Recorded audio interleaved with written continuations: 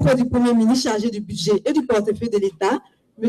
Abraham Cissé, qui est là ce matin avec nous, qui nous entretiendra sur ce thème. Je m'en vais maintenant vous donner le programme de cette conférence de presse qui va débuter par un mot de Madame le directeur général du CICG. Ce mot sera suivi immédiatement de la projection du film introductif de cette conférence de presse. Juste après, Monsieur le ministre fera son exposé liminaire. Cet exposé sera suivi par la série de questions-réponses avec les journalistes et nos panélistes qui sont là. Monsieur le ministre fera la conclusion sur le thème du jour et le mot de fin reviendra à Madame le ministre porte-parole adjoint du gouvernement pour le mot de fin de cette édition. Comme annoncé, je voudrais demander à Madame le directeur du CICG de bien vouloir se déplacer jusqu'au pupitre pour son mot.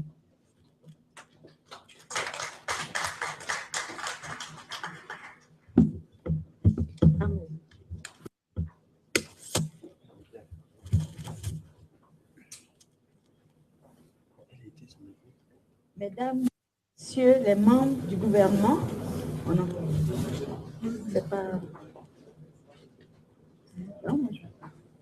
c'est pas activé, si? C'est mon micro. On essaye d'innover, n'est-ce pas? Pour un petit temps d'adaptation. Mesdames et Messieurs les membres du gouvernement ici présents, Excellences, Mesdames et Messieurs les ambassadeurs, Mesdames et Messieurs les journalistes des médias et presse nationaux et internationaux, distingués invités en vos rangs, grades et qualités, honorables invités, Mesdames et Messieurs. Permettez-moi, comme il est de coutume en chaque début d'année, de vous adresser, ainsi qu'à tous ceux qui vous sont chers, au nom de l'équipe du Centre d'information et de communication gouvernementale CICG et en mon nom personnel, nos vœux de santé, de prospérité et de plein succès pour cette année 2016. Également, vous exprimez la joie de l'équipe du CICG de vous retrouver pour cette première édition des rendez-vous du gouvernement, deuxième saison. Je profite de cette tribune pour adresser mes très vives et respectueuses félicitations à tous les membres du gouvernement qui a tenu son premier conseil des ministres le 13 janvier dernier et en même temps les assurer de l'appui du CICG pour les accompagner dans leur devoir d'informer les citoyens pour lesquels ils agissent et ce, dans le strict respect de notre mission. Chers partenaires de la presse nationale et internationale, je voudrais vous rappeler que notre dernière rencontre dans cette salle remonte au 5 octobre 2015, soit un jour ouvrable, et j'y tiens, un jour ouvrable après le dernier Conseil des ministres du gouvernement sortant, qui s'est tenu jeudi, et puis nous nous sommes rencontrés ici le 5 octobre, 4 jours avant l'ouverture de la campagne électorale. Je vous ai alors présenté le bilan du gouvernement sur l'exercice 2011-2015. Et je n'ai pas manqué de vous rappeler que si le CICG a été en mesure de mettre une telle plateforme web en ligne dans un tel délai, mettre à la disposition des populations dans un délai aussi remarquable, c'est que tout simplement en amont, sous l'autorité du Premier ministre, le gouvernement s'est soumis périodiquement à l'évaluation de son action et à l'obligation de rendre compte aux citoyens. Les séminaires gouvernementaux, les rendez-vous du gouvernement, les conférences de presse du Conseil des ministres et la large diffusion des communiqués à la presse et à des milliers de citoyens en Côte d'Ivoire et à l'étranger ont permis d'informer régulièrement les populations sur les décisions et réalisations du gouvernement. Donc, cette plateforme doit être considérée par tous comme un indicateur objectivement vérifiable de la volonté concrète de ce que le gouvernement a intégré l'information comme le premier des services publics. Notre objectif, dans le cadre de la mission du CICG, est de renforcer la visibilité et la lisibilité de l'information officielle du gouvernement. Nous avons donc, souffrez que j'en reparle, nous avons donc procédé à une simplification des données sur la base de 3 principes clés: accès unique, donc une seule plateforme www.bilan2011-2015.gouv.ci, unique, bilan 2011-2015 et un format unique, relevé quantitatif et les fiches synoptiques pour présenter les bilans sur la période de tous les secteurs du gouvernement avec l'appui des ministères, bien entendu. L'appui des ministères, des institutions, notamment l'Assemblée nationale, parce que sur cette plateforme, vous avez le nombre de lois adoptées, le nombre de lois transmises par le gouvernement également avec l'appui des structures spécialisées. Ainsi, nous pensons que nous avons pu clôturer l'action du gouvernement sur cette période par une action de communication publique inédite. Les membres du gouvernement ainsi que toutes les personnalités qui vont se succéder dans l'espace des rendez-vous du gouvernement parlent, j'aimerais le rappeler, au nom du gouvernement et viennent ici pour échanger avec vous sur les actions qui conduisent dans le cadre du programme d'action gouvernementale qui elle-même découle du programme présenté par le président Alassane Ouattara lors des dernières élections électorales, ce programme qui a été choisi par une forte majorité des Ivoiriens. Ce programme constitue donc le champ des sujets qui seront traités ici dans cet espace dédié à la communication gouvernementale. La première saison des rendez-vous du gouvernement, donc 2012-2015, sur instruction du Premier ministre, ministre de l'économie, des finances et du budget, cet atelier a fait présenter les bilans sectoriels des différents ministères. Vous conviendrez avec moi qu'à l'entame de cette deuxième mandature, il ne sera point question de présenter ou représenter un bilan. La plateforme que j'ai évoquée tout à l'heure, et vous comprenez pourquoi j'ai insisté sur cette plateforme, est encore en ligne et sera mise à jour régulièrement par les ministères. Vous aurez donc toujours accès à ce qui a été déjà fait par le gouvernement sous le premier mandat du président Alassane Ouattara. Cette deuxième saison des rendez-vous du gouvernement va se caractériser par plusieurs innovations que je vais synthétiser aussi. Au niveau des contenus, l'objectif visé pour les ministres qui viendront vous rencontrer, c'est d'expliquer, justifier ou motiver les stratégies, les réformes et moyens que le gouvernement, dans un secteur donné, dont le ministre a à la charge, compte déployer. Ainsi, les réformes et actions majeures envisagées vous seront présentées, expliquées, justifiées et motivées. L'objectif étant de faire en sorte que vous compreniez et que vous soyez convaincus du pourquoi le gouvernement travaille dans le bon sens par rapport aux résultats et bénéfices promis, puisque les choix sont faits pour réaliser des résultats. Ce qui va donner à l'action, à la communication gouvernementale, un caractère plus offensif, plus anticipatif et, croyez-moi, plus inclusif. Car il est toujours plus facile de mettre en œuvre une décision quand elle est comprise et acceptée par celle ou ceux auxquels elle s'impose. Donc, l'expliquer en amont peut permettre une meilleure acceptation et donc peut-être l'inclusion dont on parle si souvent. Cette mise en conformité donc, des comportements des citoyens qui est attendue pour permettre une plus grande efficacité de l'action gouvernementale peut être donc plus palpable. Le deuxième niveau d'innovation que nous voulons proposer, c'est rendre plus dynamique et interactive cette action, cet espace. Elle le sera d'autant plus que les propos liminaires des ministres exposants se feront entre 15 et 20 minutes, contre une moyenne par le passé d'environ 50 minutes.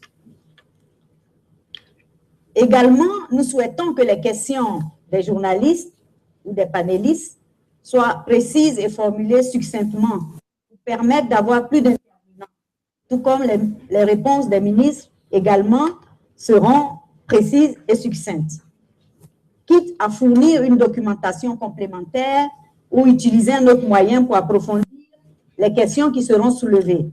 Le CICG s'engage à faire le suivi dans ce cas-là, car le gouvernement du Premier ministre Duncan, comme vous le savez, a réponse à toutes les questions.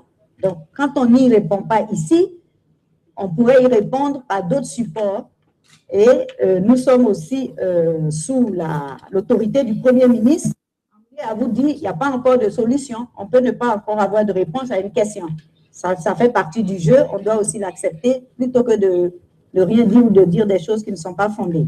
Mesdames et messieurs, la première saison a permis d'institutionnaliser les rendez-vous du gouvernement comme un espace du porte-parole. La stratégie adoptée, la stratégie de communication présentée par Madame la ministre et adoptée par le gouvernement indique toujours que, outre le porte-parole officiel du gouvernement, chacun des membres du gouvernement est porte-parole. Ceci pour encourager l'information. Nous avons, en accord avec le porte-parole du gouvernement animé par le porte-parole et le porte-parole adjoint, admis que la présence des porte-paroles ne sera plus aussi systématique que par le passé. Ce qui va donner plus de flexibilité dans la programmation du fait des agendas très chargés des membres du gouvernement. Je voudrais, avec votre permission, adresser une fois encore mes remerciements au ministre Bruno Koné, qui est absent en ce moment en mission à Davos avec le Premier ministre, qui n'a ménagé aucun effort pour participer à la consolidation de cet espace. Nos remerciements également à Madame la ministre de la Communication, qui par sa présence ce matin démontre bien l'appui que le couple porte-parole a apporté au rendez-vous du gouvernement.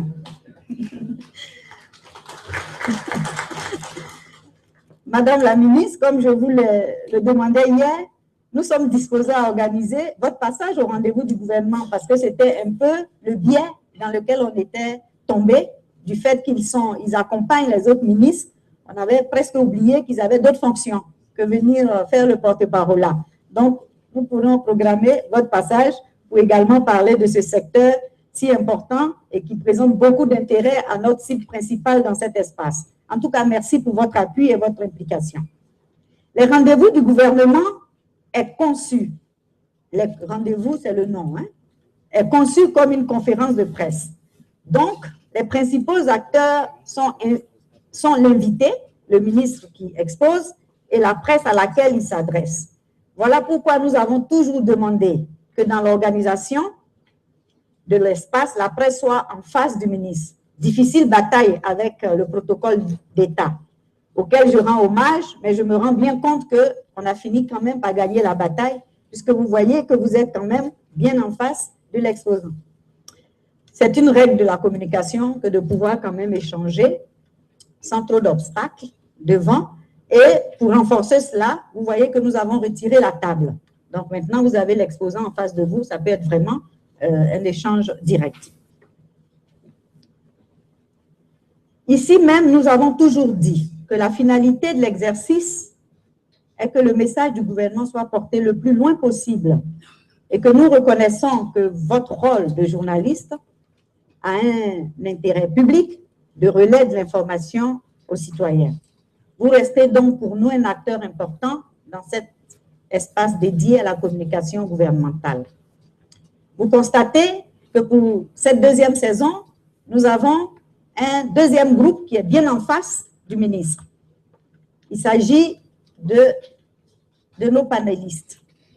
Effectivement, mesdames et messieurs, nous voulons vraiment remercier ces 15 ou 35 personnes, je pense que c'est 15 qui ont pu se rendre disponibles, ces personnes que nous avons mis en place dans le cadre d'un panel d'environ 1500 personnes à travers l'Internet gouvernemental et le centre d'appel, qui sont des personnes qui ont bien voulu consacrer un peu de leur temps pour répondre aux questions, donner leur opinion sur l'action du gouvernement.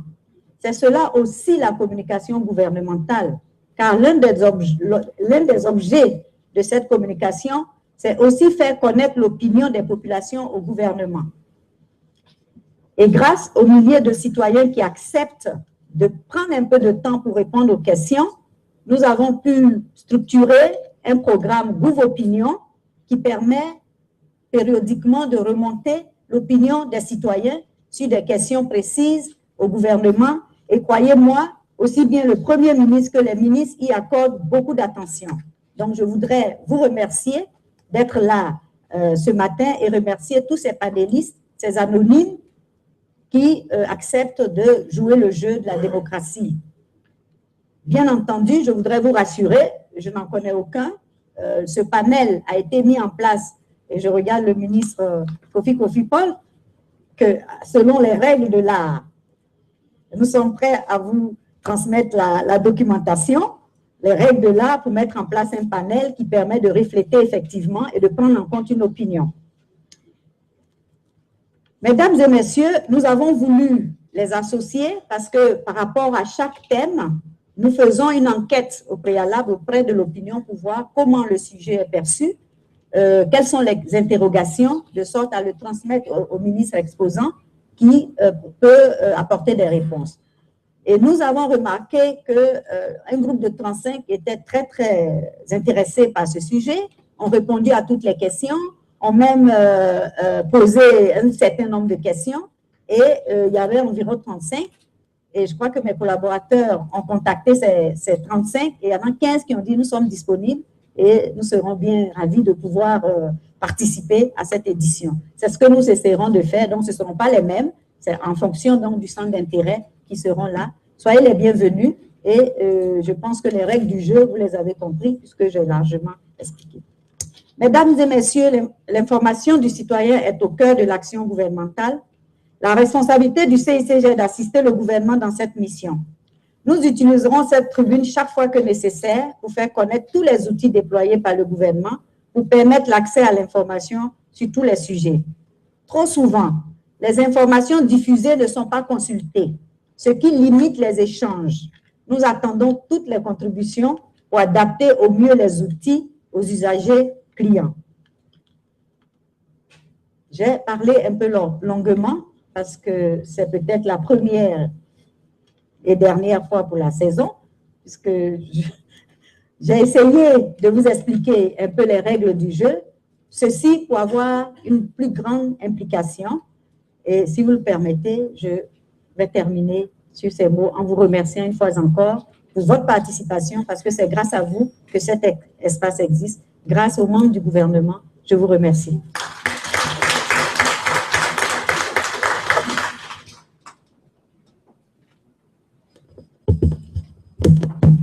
Merci, Madame le Directeur Général. Ainsi donc, Madame le Directeur Général du CICG vient de vous présenter ce que sera la deuxième saison des rendez-vous du gouvernement à partir de ce mois de janvier.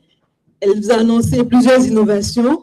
Nous allons à présent découvrir l'une de ces innovations, notamment un film sur le thème, un film de quelques minutes sur le thème qui permet d'introduire justement cette conférence de presse. Après ce film, Monsieur le ministre viendra pour son exposé liminaire. J'espère que la régie est prête pour nous présenter ce film. C'est quand vous êtes prêts. On peut y aller. Merci.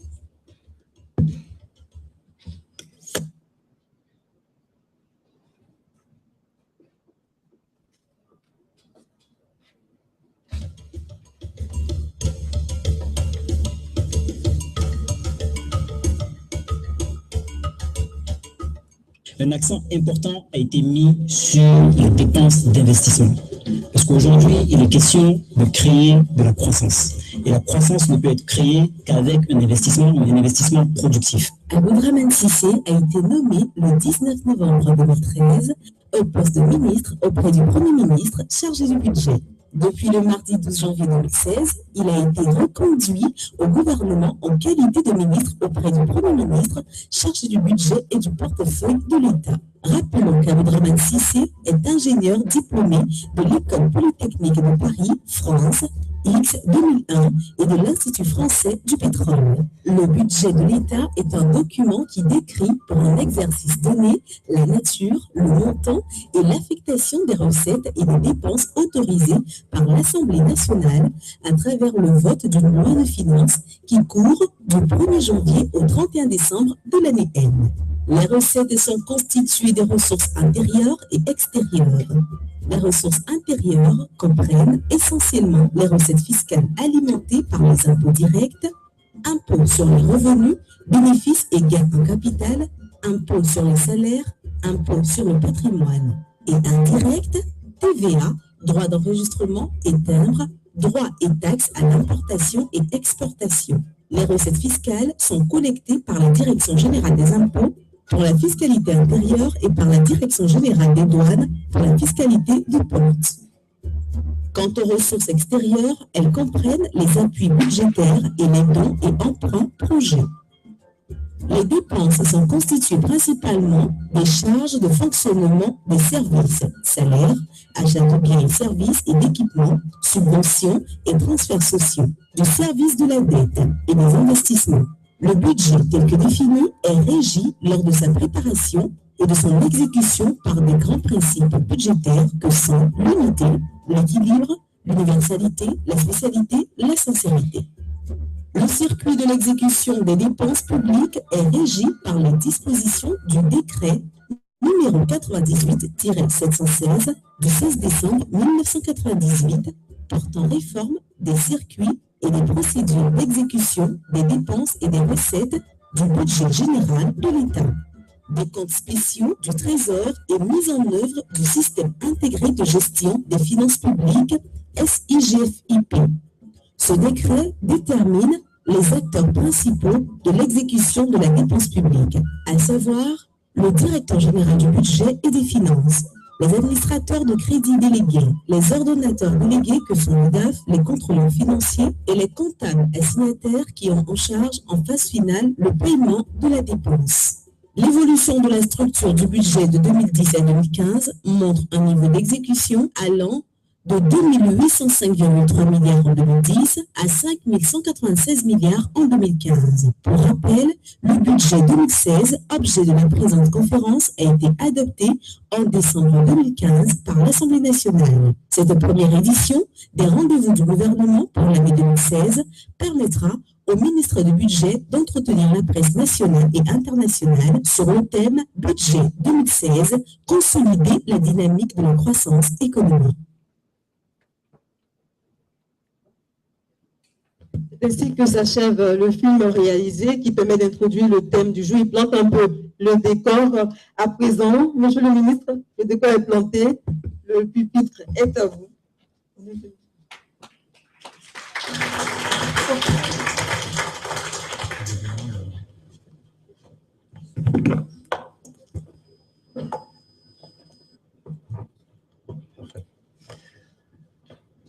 Mesdames et messieurs les ministres, Excellences, mesdames et messieurs les représentants des ambassadeurs, messieurs les directeurs de cabinet, mesdames et messieurs les représentants des organisations nationales,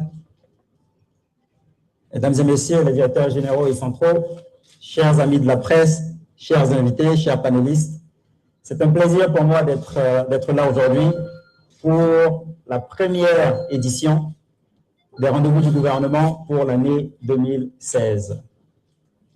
Avant tout, je voudrais remercier mes collègues ici présents d'avoir fait le déplacement pour m'accompagner dans ce premier exercice qui change un petit peu de format par rapport à ce qui se faisait les années passées, et cela témoigne de la solidarité gouvernementale que nous essayons de cultiver. Donc, je voulais vraiment les remercier pour leur présence. Je voulais aussi remercier Madame la Directrice Générale du CICG, avec qui nous ne cessons jamais d'échanger de sorte à pouvoir améliorer les choses, et la remercier pour l'organisation de cette séance d'aujourd'hui. Bien entendu, nous sommes en début d'année, donc je profite aussi de l'occasion pour souhaiter à toutes et à tous une bonne année pour l'année 2016, que cette année qui marque le début du mandat du président et le début de l'application du PND 2016-2020 soit une année qui soit couronnée de succès et qui nous permette de pouvoir atteindre l'objectif fixé par le président de la République d'atteindre l'émergence à l'horizon 2020. Le sujet qui nous réunit ce jour porte sur le budget 2016, consolider la dynamique de croissance de l'économie. Je note que j'ai entre 15 et 20 minutes, donc je vais mettre le chronomètre de sorte à pouvoir respecter le délai. Bon, c'est maintenant que ça commence. Hein. Là, c'était le propos liminaire au début. ça ne compte pas dans... Donc, le plan que je vous propose aujourd'hui se déroule en 4 parties. Premier, je vous présenterai les principales réformes, de façon très brève, qui ont été réalisées notamment au cours de l'année 2015. Ensuite, nous parlerons du budget 2016, de l'annexe fiscale 2016 qui accompagne le budget, parce que les deux vont de pair. Et je finirai sur les perspectives que nous entrevoyons pour l'année 2016 et les années à venir. Au cours des 5 dernières années, nous avons eu une évolution relativement importante du budget de l'État, qui est passé de 2 805 milliards de francs CFA à 5 813 milliards de francs CFA, soit une augmentation de l'ordre de 107%. Cela a été possible grâce aux nombreuses réformes impulsées par le chef de l'État et implémentées par le gouvernement. Ces réformes ont porté sur bien le secteur, notamment le secteur de l'agriculture, les réformes qui ont été faites dans le secteur du commerce, les réformes que nous avons faites au niveau des infrastructures, aussi dans le secteur de l'électricité. Nous avons eu énormément de réformes qui ont permis de porter cette croissance-là et d'attirer les investissements étrangers et nationaux dans notre pays. Et c'est justement ce qui a permis d'avoir cette évolution du budget de l'État au cours de ces dernières années. Mais d'autres réformes ont été faites au niveau du ministère du Budget, notamment à travers les régies et la Direction générale du budget pour accompagner la dynamique de croissance que nous avons connue. Et au titre de ces réformes, si nous regardons le volet budget, le volet budgétaire, la première réforme que nous avons eu à faire sous l'autorité du chef de l'État était le déblocage des salaires, qui a été fait au cours de l'année 2015. Nous avons aussi, toujours dans les discussions que nous avons avec le secteur privé, mis un accent sur la réduction de l'asymétrie d'information entre le secteur privé et le secteur public, par la création de la CELIOP, la cellule d'information des opérateurs économiques, qui est une cellule qui est logée à la Direction générale du budget, où tous les opérateurs peuvent aller se renseigner sur la disponibilité d'une ligne budgétaire avant de s'engager. Donc, cela permet de régler les problèmes d'asymétrie d'information et aussi d'informer l'ensemble des opérateurs sur les procédures de passation de marché.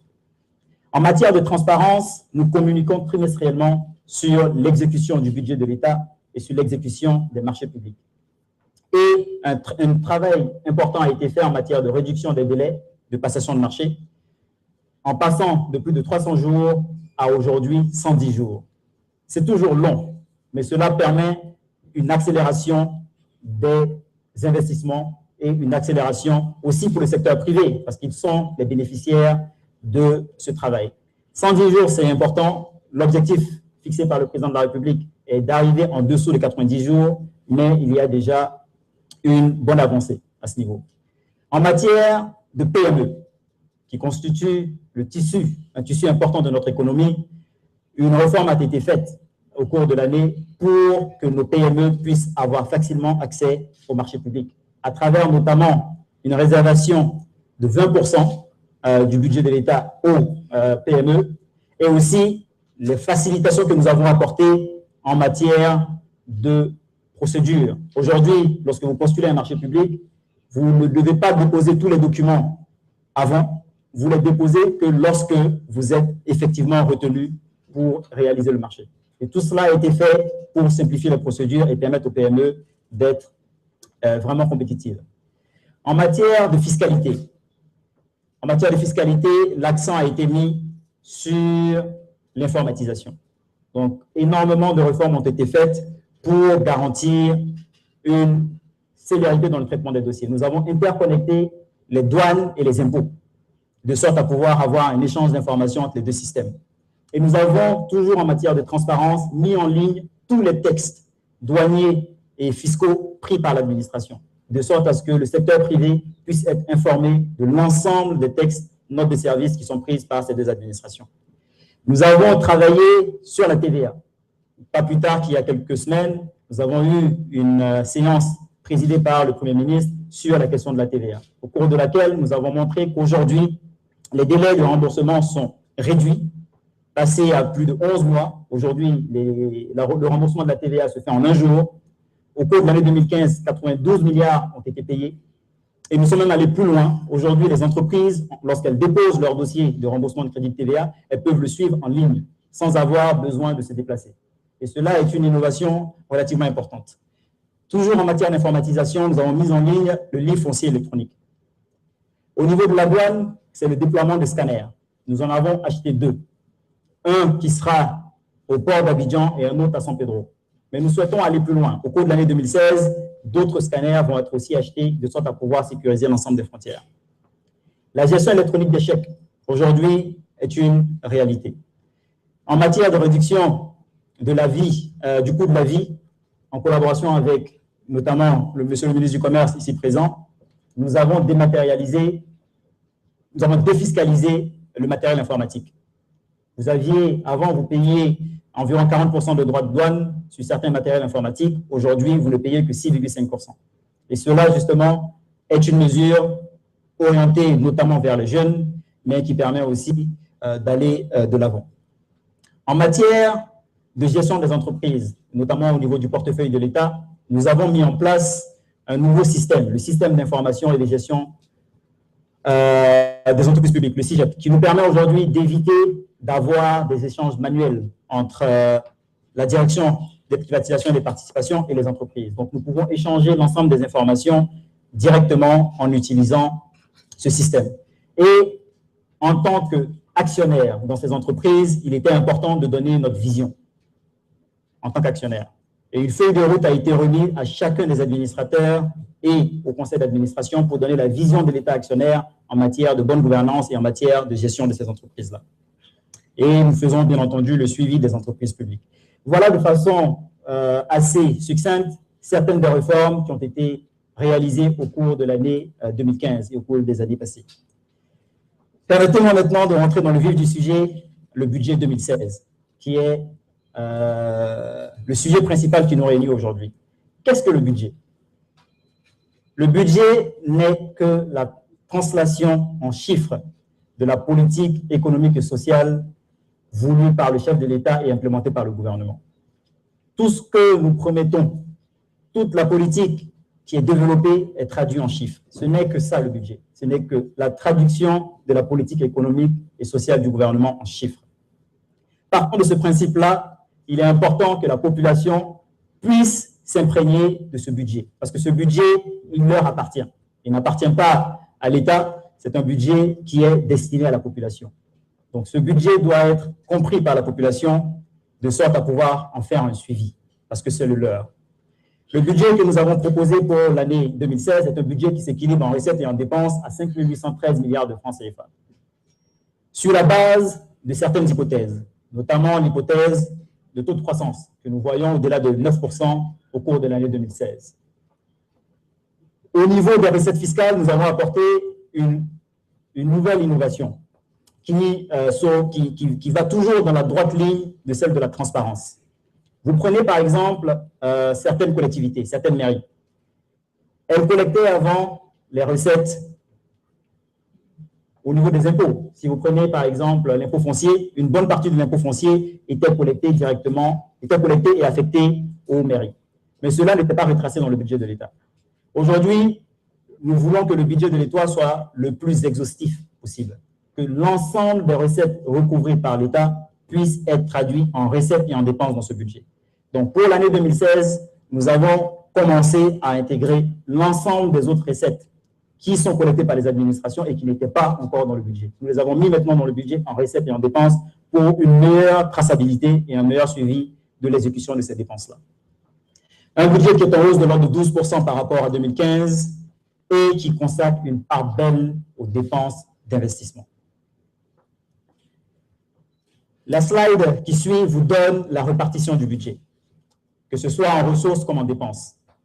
Les recettes fiscales font partie des éléments sur lesquels nous mettons un accent important.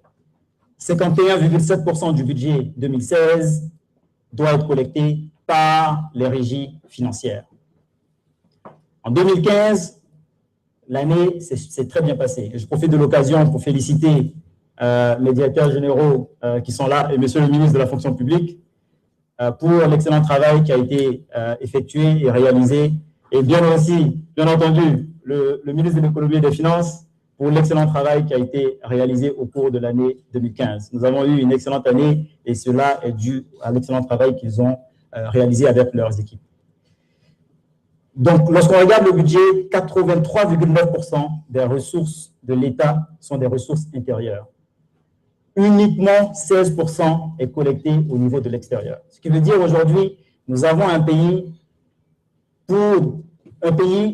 avec des ambitions, mais ces ambitions sont financées en grande partie par des ressources intérieures. Et cela est très important. Au niveau des dépenses, la part belle est affectée aux dépenses d'investissement. Environ un tiers du budget est affecté aux dépenses d'investissement.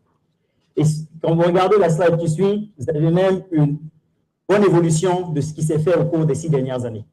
Au cours des 6 dernières années, la politique voulue par le chef de l'État a été de mettre l'accent sur les dépenses d'investissement. Parce que c'est l'investissement qui crée de la valeur, c'est l'investissement qui crée de la croissance.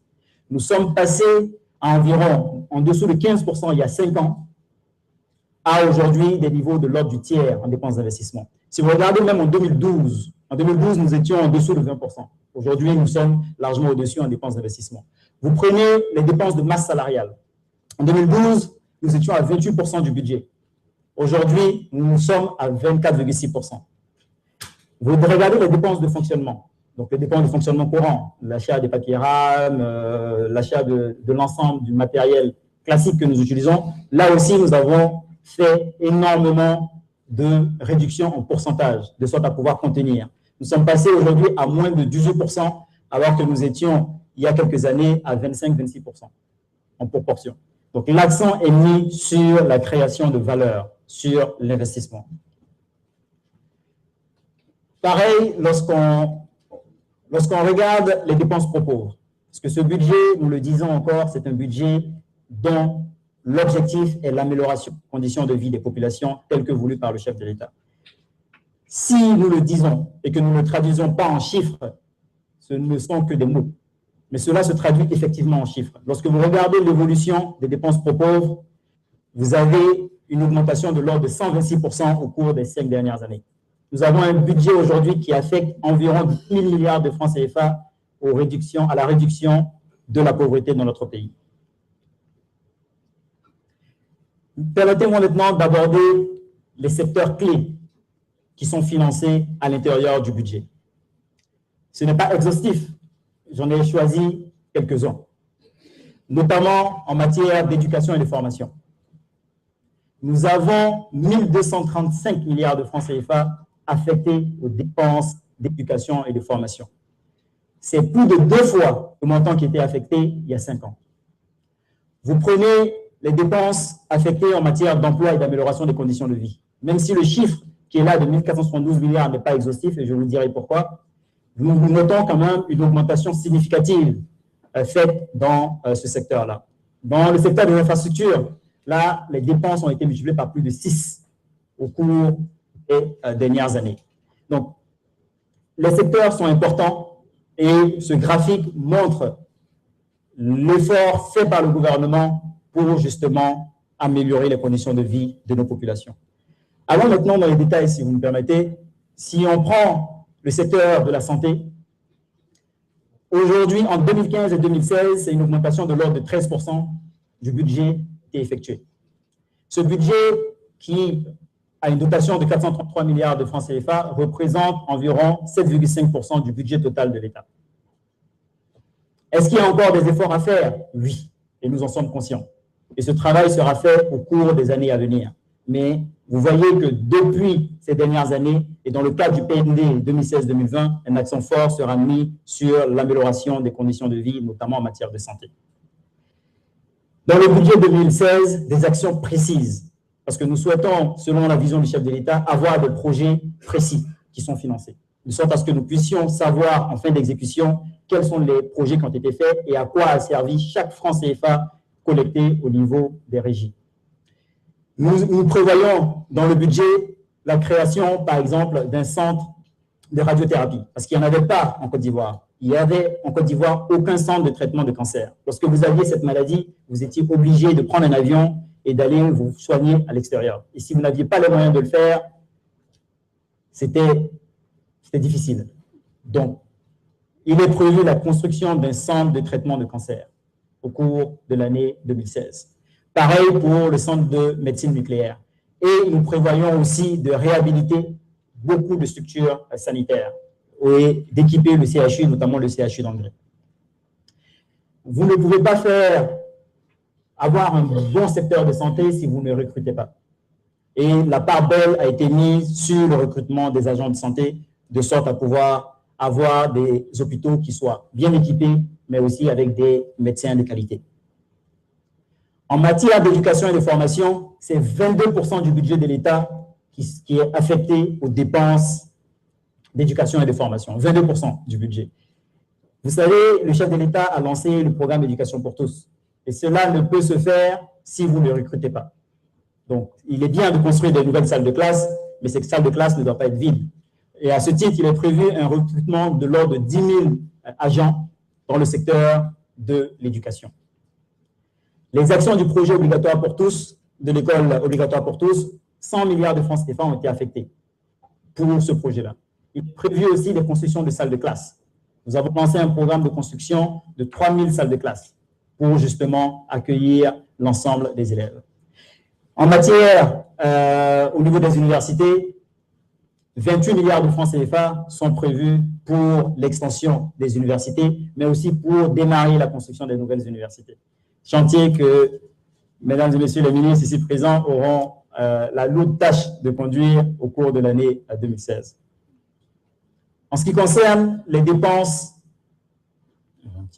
d'emploi, c'est un sujet qui est clé et qui revient souvent, l'emploi des jeunes. L'emploi des jeunes. Il faut dire que l'État de Côte d'Ivoire est aussi lui-même un employeur avec l'ensemble des fonctionnaires que nous avons. Et il faut savoir qu'au titre du budget 16, nous avons environ 1 429 milliards de francs CFA de dépenses de masse salariale pour l'ensemble des fonctionnaires que l'État de Côte d'Ivoire emploie.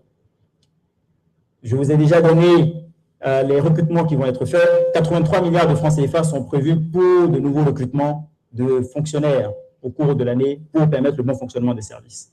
Mais à côté de cela, d'autres dépenses sont aussi prévues au niveau du budget de l'État pour l'emploi, des dépenses ciblées, notamment à travers le ministère en charge de la jeunesse. 20,3 milliards de francs CFA sont prévus pour l'agence emploi jeunes, pour des projets ciblés, pour le financement de projets des jeunes. 6,8 milliards de francs CFA sont prévus pour des projets de développement et d'éducation. Et au niveau du FDFP, 16 milliards de francs CFA sont prévus. Donc, 1 472 milliards de francs CFA sont prévus directement pour les questions d'emploi. Mais cela ne se limite pas là. À regarder, tout le budget de l'État de Côte d'Ivoire est consacré à l'emploi. Parce que lorsque nous dépensons pour des projets d'investissement, c'est ces projets-là qui permettent justement de pouvoir créer de l'emploi à travers l'ensemble des embauches qui sont réalisées. Donc, cela vous donne une idée des dépenses précises qui sont affectées pour l'emploi. Mais le budget en lui-même, que ce soit pour l'achat des dépenses de fonctionnement, les dépenses d'investissement, énormément est fait au niveau de l'emploi. Nous parlerons aussi un peu plus tard de ce qui est fait spécifiquement en matière fiscale pour inciter à l'emploi, notamment à l'emploi de jeunes. Concernant le secteur, j'ai un petit problème avec mon prompteur. Secteur de l'agriculture, qui est aussi un secteur clé pour notre économie. Environ 170 milliards de francs CFA ont été prévus pour le secteur agricole. Ce montant, on peut le dire, n'est peut-être pas très important. Et à ce niveau, des instructions ont été données pour que nous regardions ce que nous pouvons faire de sorte à pouvoir doter un peu plus ce secteur-là pour un meilleur développement de l'agriculture en Côte d'Ivoire. Donc, les travaux sont en cours pour rechercher éventuellement d'autres sources de financement avec les bailleurs de fonds pour de nouveaux projets dans le secteur de l'agriculture. Mais des secteurs clés avaient été annoncés par le chef de l'État, notamment la relance du projet Choja, les travaux à faire au niveau de la filière rizicole, et l'ensemble de ces éléments ont été pris en compte dans le budget 2016. Dans le secteur de l'électricité, l'eau et l'assainissement, je profite de l'occasion pour féliciter Monsieur le ministre du Pétrole et de l'Énergie pour l'important travail qui a été fait. Environ 800 villages de plus de 500 habitants ont été électrifiés au cours des 5 dernières années. Et ce programme va se poursuivre au cours de l'année et des années à venir, notamment dans le PND 2016-2020, où une part importante est mise justement pour l'amélioration de l'électricité. En dehors même de la fourniture d'électricité, il était aussi important de nous assurer que nous avions un bon réseau de distribution électrique. Et à ce niveau-là, des travaux sont aussi prévus en matière de transport d'électricité pour avoir une électricité qui soit disponible partout. Il n'est pas aujourd'hui possible d'avoir un développement fort du secteur industriel si vous avez des problèmes d'électricité. Nous avons aujourd'hui une capacité de l'ordre de 2000 milliards de francs CFA et l'objectif est de passer à environ 2000 mégawatts aujourd'hui et l'objectif est de passer à environ 4000 mégawatts à l'horizon 2020. Dans ce qui concerne le secteur de l'eau et de l'assainissement, les ressources sont aussi prévues afin de pouvoir assainir ce secteur. Il faut dire que dans le cadre du budget 2016, une réforme a été mise et faite pour justement permettre à ce secteur d'avoir les ressources suffisantes pour l'assainissement de la ville d'Abidjan et des villes de l'intérieur.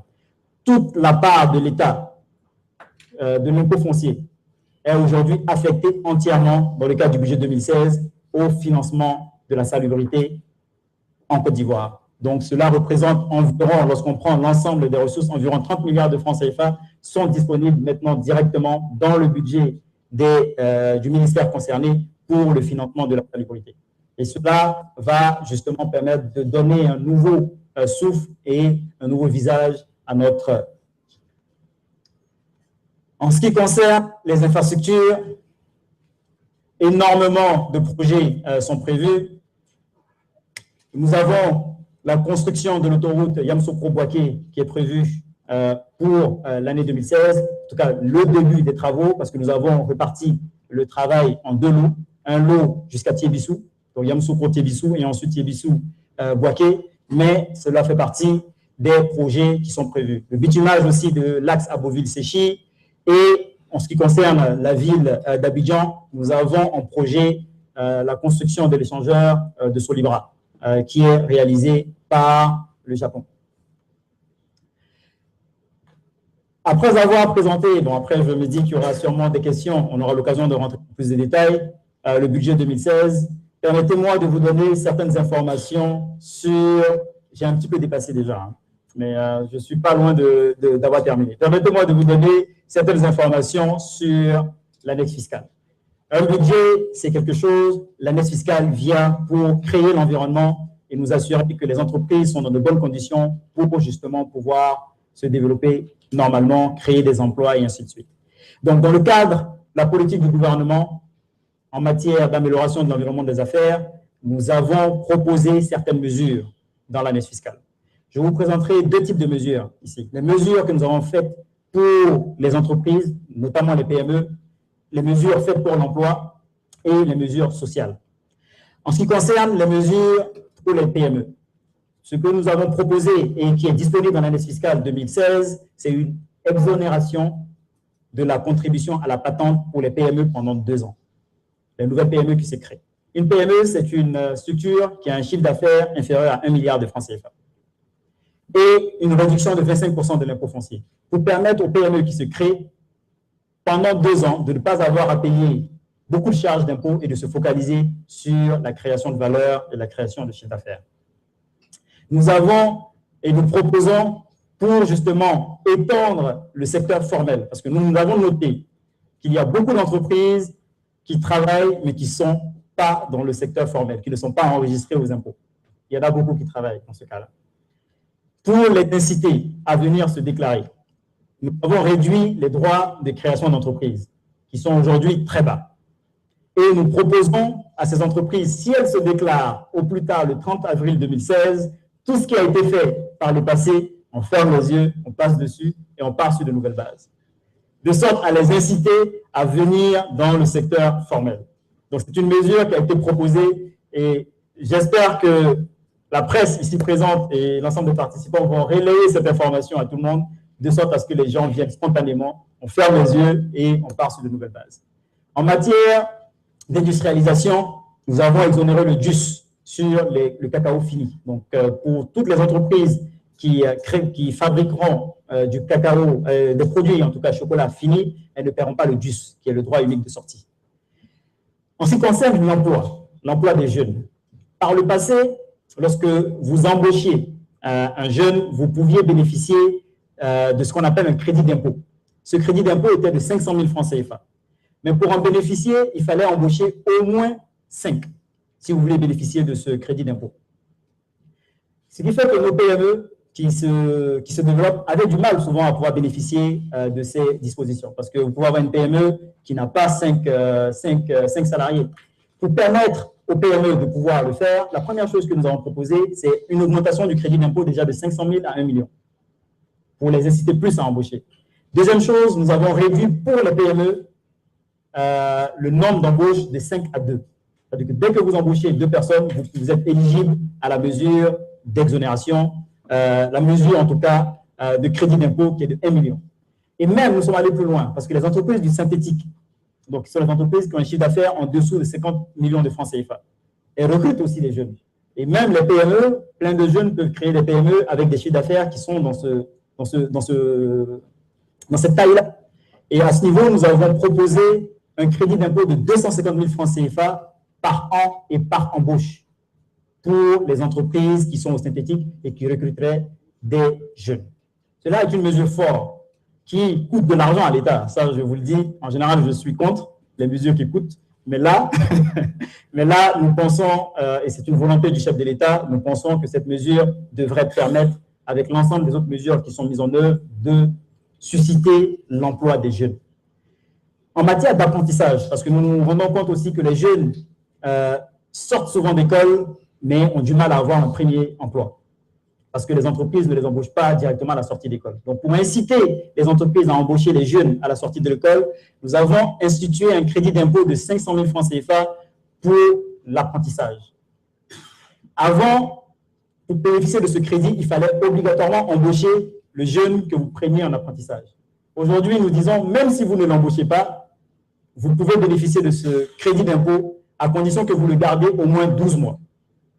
Et cela permettra à nos jeunes de pouvoir au moins se former, quitte à aller pouvoir monter après leur propre entreprise en auto-emploi. Donc ça, c'est une disposition aussi que nous avons proposée.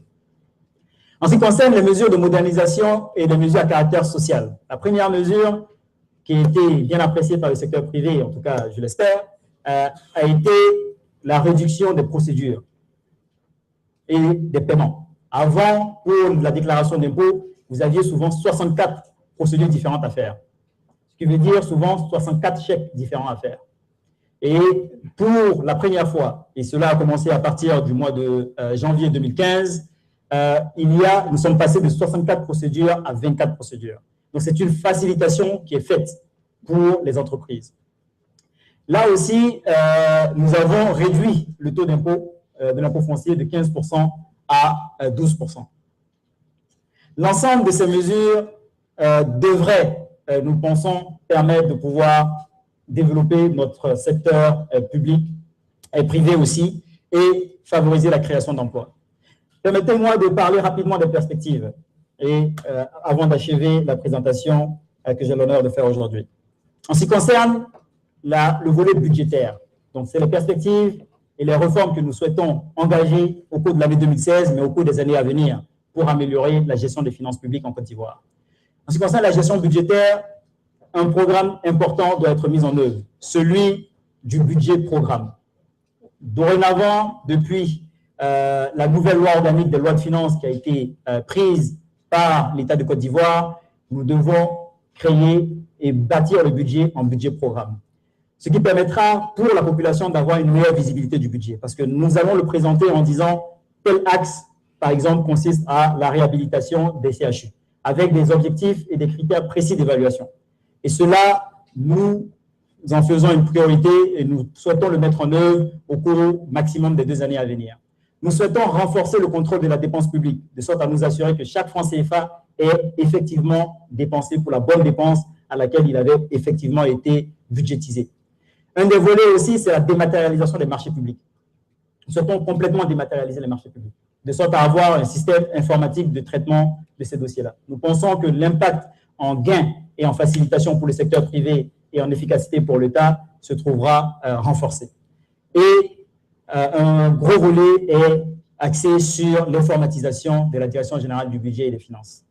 En ce qui concerne la fiscalité intérieure, le grand défi, c'est l'informatisation de la Direction générale des impôts et l'informatisation de la Direction générale des douanes. Nous en faisons une priorité. Donc, au cours, et nous allons commencer dès cette année, dès le mois de... Nous sommes en ce moment en train de travailler sur le dossier, nous souhaitons informatiser complètement la Direction générale des impôts.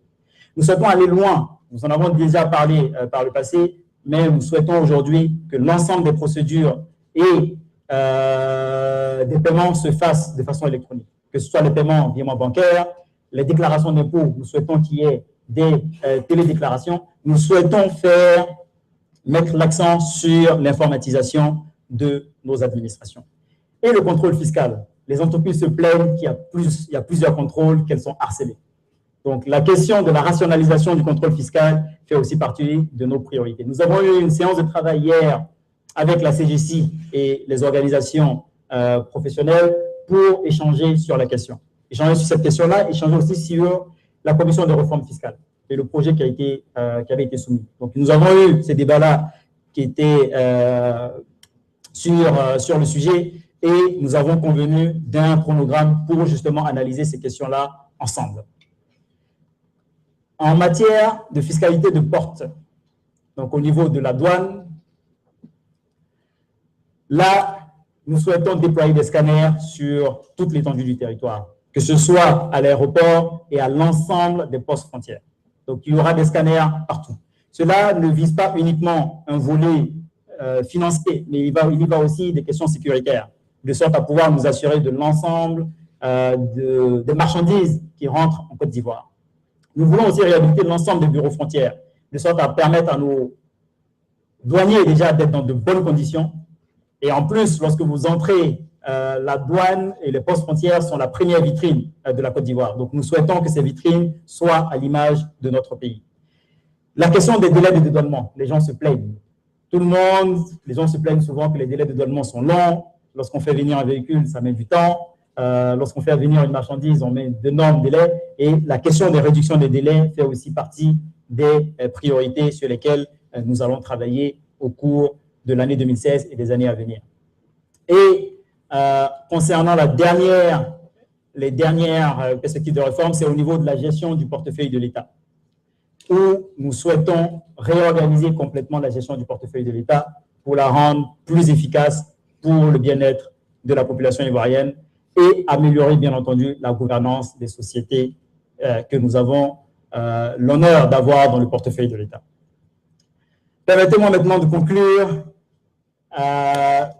Le budget est ambitieux. Nous avons un budget qui est aujourd'hui de 5 813,3 milliards de francs CFA. C'est un budget qui est très ambitieux. Mais cette ambition est à notre portée. Elle est à notre portée et c'est une ambition qui est à la mesure des ambitions de son Excellence, M. Alassane Ouattara, le président de la République de la Côte d'Ivoire. Le budget 2016 est un budget qui est pertinent.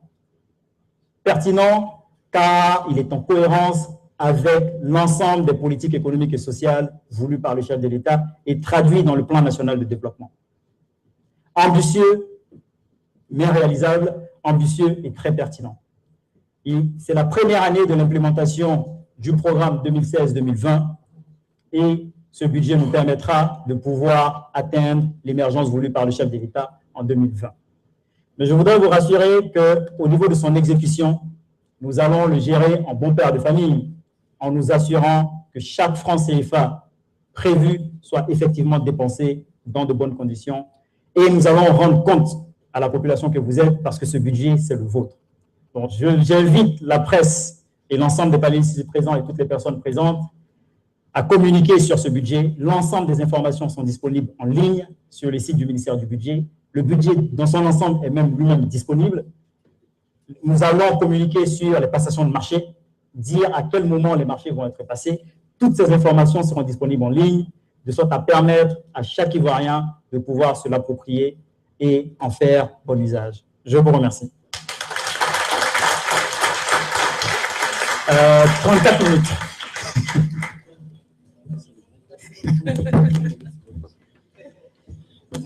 Merci, monsieur le ministre. Il a lui-même donné le timing, donc je ne vais pas y revenir. Merci. Mesdames et messieurs, honorables invités, chers amis de la presse et nos amis internautes qui nous suivaient depuis le portail du gouvernement où est retransmise cette conférence de presse, nous en arrivons à l'étape des questions-réponses. Nous avons vu un film qui nous a introduit le thème. Monsieur le ministre a fait son exposé liminaire. Je rappelle que ce film a été produit par le CICG. C'est à vous maintenant de poser vos questions. Juste rappeler la méthodologie. Nous avons deux types de participants. Pour les journalistes, vous avez à rappeler l'identité, votre identité, l'organe de presse que vous représentez. Et surtout, soyez succinct, bref, de sorte que monsieur le ministre puisse qu'on puisse prendre plusieurs personnes. Pour les panélistes, votre identité et juste dire votre secteur d'activité. Nous allons commencer par les journalistes. D'abord, une série de 3 personnes. Succinct, bref. Le micro a déjà été donné par quelqu'un. Mais... Merci. Merci, monsieur le ministre. Je suis Anderson Pio du quotidien L'Expression.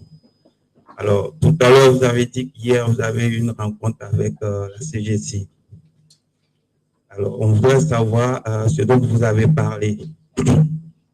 Parce que récemment, le président de la CGC, M. Jean Kapou-Diago, lors de la présentation de l'annexe fiscale 2016, avait dit que le secteur privé n'a pas été associé et que l'annexe fiscale 2016 n'est pas consensuelle.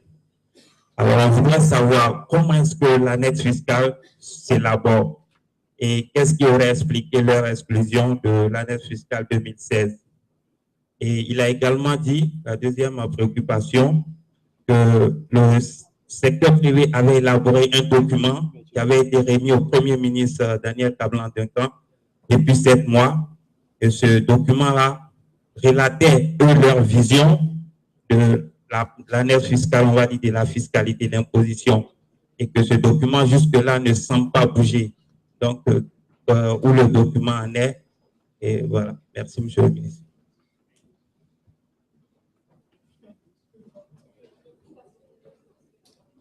Bonjour. Bonjour, monsieur le ministre. Je suis Baudelaire Mieux de l'agence Bloomberg et du magazine Général.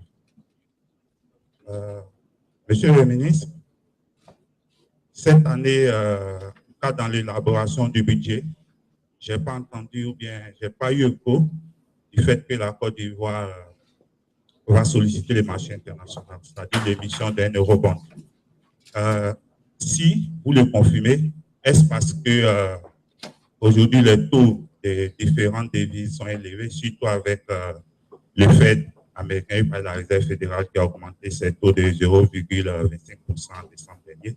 Est-ce cette raison qui amène le gouvernement, dans le cas où confirmez la non-sollicitation des marchés internationaux, à ne pas faire de rebond, mais paradoxalement, le gouvernement va solliciter environ 60% des 23 000 milliards du PND au niveau extérieur, puisqu'une rencontre des bailleurs est prévue au cours de l'année. Et je terminerai sur les déficits budgétaires. Dans ce domaine, on constate que malgré les efforts,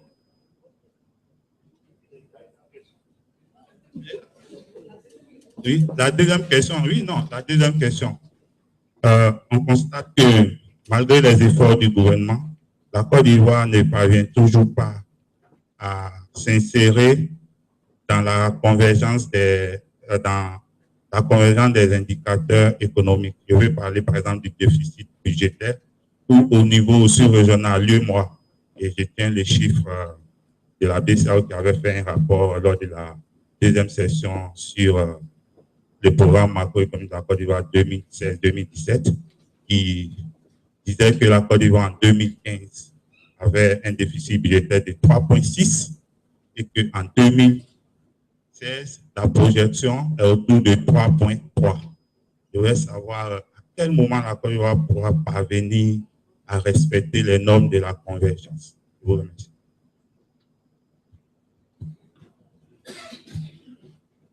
Bonjour, monsieur le ministre. Bonne année. Félicitations pour votre reconduction respective. Monsieur le ministre, j'ai deux petites questions d'actualité. Je suis enfant de producteur de cacao. Quand on dit que le cacao de mon père va à l'extérieur, ça me chagrine un peu. Et ça peut perdre beaucoup d'argent à la douane. Est-ce qu'au niveau de l'Ouest, je m'appelle Bamba Mafumbe, je suis du journal Le Temps.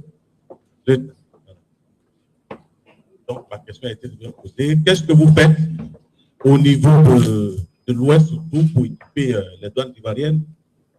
Parce qu'il nous revient que des autorités judiciaires les menacent. Et ça, je dis que c'est suffisamment grave.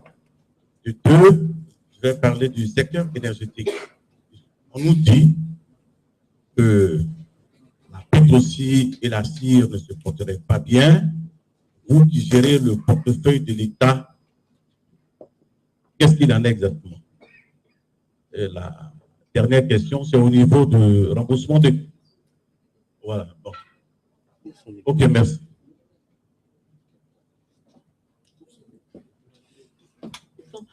Nous allons passer des papiers. Ceux qui veulent poser des questions peuvent déjà commencer à s'enregistrer. Le temps que M. le ministre réponde à ces questions, on reviendra.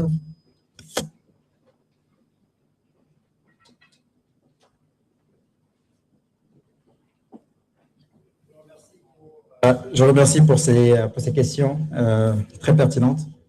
Donc, nous avons eu une séance de travail avec le président de la CGC, pas uniquement lui, mais la plupart des centrales professionnelles pour échanger de façon globale sur l'économie. Et lors de cette rencontre, nous avons bien entendu abordé les questions liées à l'analyse fiscale et les questions liées aussi à la réforme fiscale. Il faut indiquer qu'un projet, un rapport a été remis au gouvernement qui présente les propositions du secteur privé en matière de fiscalité en Côte d'Ivoire. Mais cela ne veut pas dire que cela doit être appliqué systématiquement. C'est une proposition et un projet qui a été soumis. Nous avons échangé sur ce projet qui a fait l'objet d'analyse.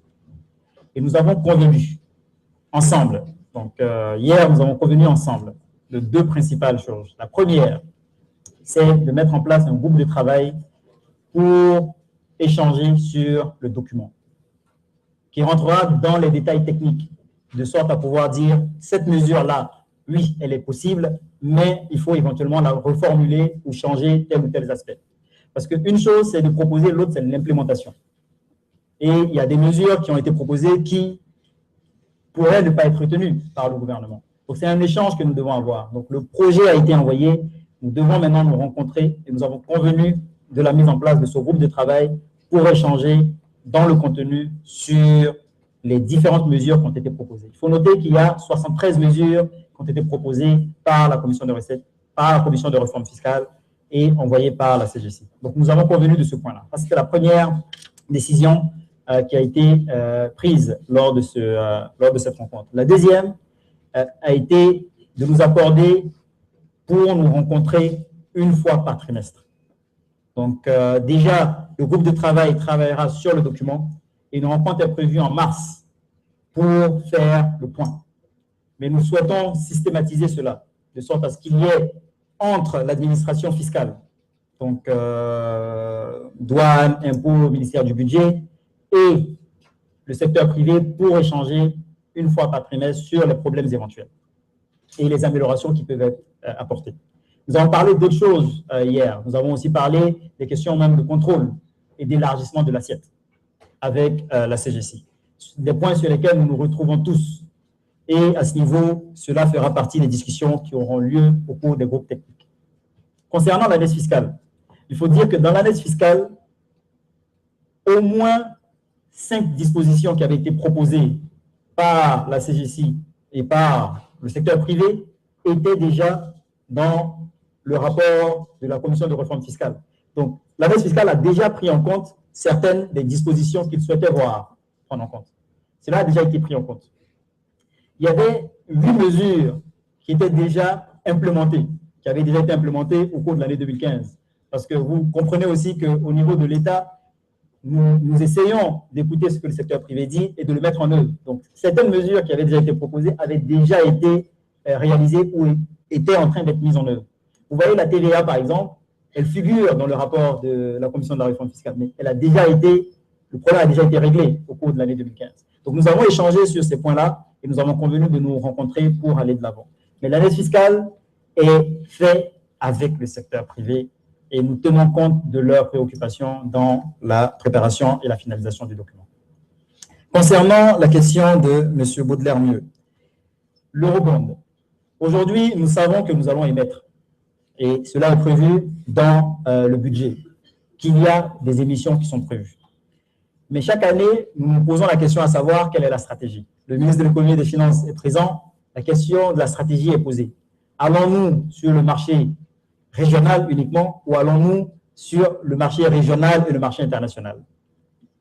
La décision n'a pas encore été finalement prise. Le ministre de l'Économie regarde le sujet et nous allons prendre une décision définitive pour décider de ce qu'il faut faire. Est-ce qu'il faut aller faire un eurobond? Est-ce qu'il faut aller sur le marché régional uniquement? Cela va être arrêté. Mais il faut dire qu'au cours des 2 dernières années, nous n'avons pas sollicité autant que cela le marché régional. Parce que nous sommes allés sur l'eurobond pour 750 millions de dollars, ensuite pour 1 milliard de dollars. Nous n'avons pas beaucoup sollicité le marché régional. Donc, nous avons de la marge, mais nous n'avons pas encore arrêté la position définitive. Concernant la question des bailleurs, bien entendu, je pense qu'il est prévu, là je parle sous contrôle de la primature, ici présente, une rencontre avec les bailleurs pour justement discuter du nouveau PND et voir les ressources que nous pouvons mobiliser. Donc, cela est prévu. Cela est prévu et cette rencontre permettra de faire le point. Mais nous pensons que la Côte d'Ivoire a le potentiel pour mobiliser énormément de ressources parce que beaucoup a été fait et avec les conditions favorables que nous voyons aujourd'hui, vous savez que le rating, donc la notation de la Côte d'Ivoire a été améliorée à la fois par Moody's et par Fitch. Nous avons aujourd'hui la même notation qu'un pays comme le Nigeria. Nous avons la même notation que la Tunisie. Donc aujourd'hui, les efforts faits par le gouvernement sont positivement appréciés. Et cela devrait nous permettre de pouvoir mobiliser les ressources suffisantes pour le financement de notre économie. Le déficit budgétaire. En 2014, nous étions en dessous de 3%. Donc, nous avons déjà respecté la question de la convergence. Ce n'est pas comme si nous ne l'avons jamais respecté. Nous l'avons déjà respecté. En 2014, nous étions à 2,2-2,3% de déficit. 2015, nous sommes environ à 3,5-3,6%. Nous en avons échangé et discuté longuement avec le Fonds monétaire. Et si vous regardez 2016, nous allons plus bas. Parce que nous sommes dans la logique de réduire graduellement le déficit pour revenir vers les 3%. Mais regardez les autres pays de la sous-région. Nous sommes l'un des rares pays à dépenser autant en dépenses d'investissement et avoir un déficit budgétaire qui soit aussi bas. Le Ghana est quasiment à 2 chiffres, le déficit budgétaire. Le Sénégal est environ à 6%. Vous prenez les pays européens, le déficit n'est pas ce qu'il est. Donc aujourd'hui, la Côte d'Ivoire est vraiment l'un des pays avec les indicateurs macroéconomiques les plus solides, que ce soit ici comme à l'étranger. Concernant la préoccupation posée par M. Bamba du temps, il faut dire que sur le cacao, le Premier ministre a convoqué une réunion spécifique la semaine dernière sur la question de la fuite du cacao par les frontières, de sorte à ce qu'on puisse trouver une solution d'ensemble. Et à cette réunion, il n'y avait pas uniquement que la douane. Il y avait aussi le Conseil Café-Cacao, parce que c'est un sujet que nous devons travailler et nous devons régler ensemble. Et le directeur général des douanes est là, il est présent. Cela fait partie des actions fortes que nous allons mener au cours de l'année 2016 et des années à venir. Comme je l'ai indiqué lors de la présentation, il est prévu de réhabiliter les postes frontières. Et le travail sera fait. Il sera fait en collaboration avec le Conseil Café-Cacao sous la coordination de la primature pour qu'on puisse effectivement régler cette question définitivement. Dans le secteur de l'énergie, nul n'est censé ignorer le fait que les prix du pétrole ont beaucoup baissé au cours des derniers mois. Et vous l'avez même senti sur les prix à la pompe, qui ont aussi baissé au cours des derniers mois. Donc oui, les prix du pétrole ont baissé. Mais aujourd'hui, le ministre du Pétrole et de l'Énergie est là. Nous travaillons sur ces questions-là et nous pensons que ces deux entités vont bien se porter. En ce qui concerne la CIR, nous avons même commandité une étude qui est en cours de réalisation pour revoir le système d'optimisation et arrêter les bonnes mesures à prendre pour la rendre profitable. Donc, les travaux sont en cours nous ne faisons aucun doute sur la viabilité de ces deux structures. Je vous remercie.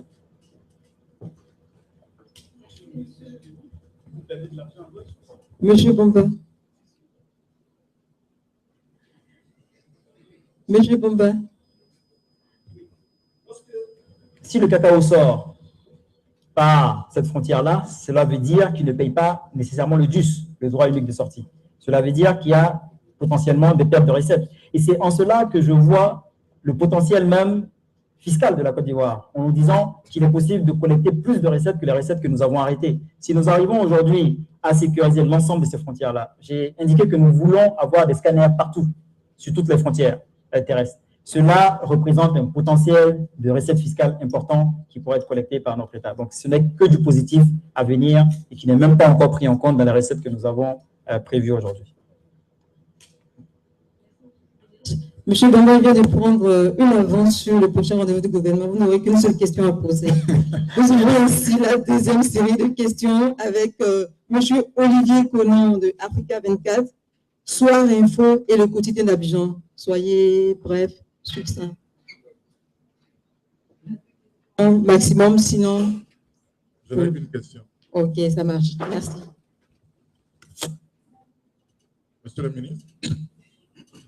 Monsieur le ministre, ma question va se focaliser sur le prix des carburants en Côte d'Ivoire. Depuis un an et demi, on sait que le pétrole a chuté sur le marché international de près de 146 $ à aujourd'hui 28 $. Mais au niveau des Ivoiriens, les prix à la baisse ont été mitigés. Quelle est la structure des prix? Comment expliquer cette ambivalence entre le prix au niveau international et ce que nous payons à la pompe en Côte d'Ivoire? Merci. Soir Info. Merci. Merci, monsieur le ministre. Que le CICG m'excuse, j'ai deux petites préoccupations. Toujours dans le domaine de l'énergie, les factures de l'électricité ont augmenté. Est-ce que cela ne sape pas les efforts de croissance que vise le gouvernement ivoirien? Je vais parler des efforts pour améliorer les conditions de vie des populations. Et aussi, j'aimerais savoir quelle est l'évolution de la réforme de l'impôt général sur les revenus. Merci. Du journal Le Quotidien d'Abidjan. Monsieur le ministre, vous étiez en face de la Commission économique et financière de l'Assemblée nationale. Une question que vous avez été posée, c'était celle de savoir combien rapportent les inscriptions physiques et les inscriptions en ligne au budget de l'État. Vous avez promis aux députés de revenir sur la question. Alors, je souhaiterais effectivement savoir combien cela rapporte au budget de l'État. La deuxième préoccupation, monsieur le ministre, dans votre présentation tout à l'heure, excusez-moi, je regarde mes chiffres. En ce qui concerne les montants alloués au secteur de la santé et des actions sociales, vous avez parlé d'une augmentation de 33%. Donc, 433 milliards de francs CFA, soit 7,7% du budget de l'État. Alors, après, vous dites qu'il y a 346,6 milliards de francs CFA pour le secteur de la santé. Alors que, comme je le disais tantôt, vous avez dit que le montant alloué était de 433 milliards de francs CFA. Comment on peut avoir un montant qui soit de 433 milliards de francs CFA et qu'on ait 346,6 milliards de francs CFA consacrés au secteur de la santé? Merci. Si vous permettez juste... Non, Merci.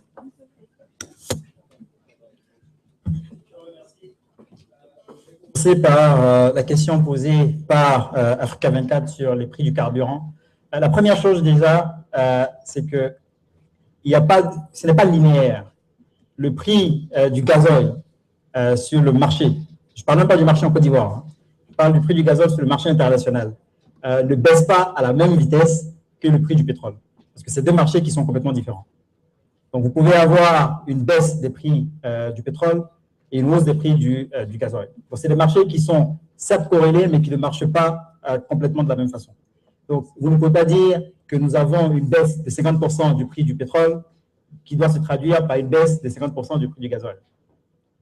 Donc, nous avons une différence déjà à ce niveau-là. La structure des prix que nous avons ici, elle n'est pas basée sur les prix du pétrole, du baril, de Brent ou de WTI, elle est basée sur les prix du gasoil, de l'essence et du super cotés à l'international. Donc, c'est ces prix-là que nous suivons. Mais si vous regardez, les prix ont effectivement baissé en Côte d'Ivoire. Allez regarder en France. Quel a été le niveau de la baisse en France par rapport au niveau aussi de baisse? Donc, il y a une formule que nous utilisons pour refléter, et cela a été mis en place depuis avril 2013. Monsieur le ministre de l'Énergie est présent. Chaque mois, nous signons un arrêté pour fixer, compte tenu des conditions sur le marché international, les prix sur le marché local. Quand il y a une baisse, la baisse est passée. Quand il y a une hausse, la hausse est passée. Et cela fait partie de la transparence. Parce qu'avant, les prix n'étaient pas corrélés. Vous aviez souvent des baisses sur le marché international et cela n'était pas répercuté à la population. C'est le cas aujourd'hui. Donc voilà l'information que je voulais apporter.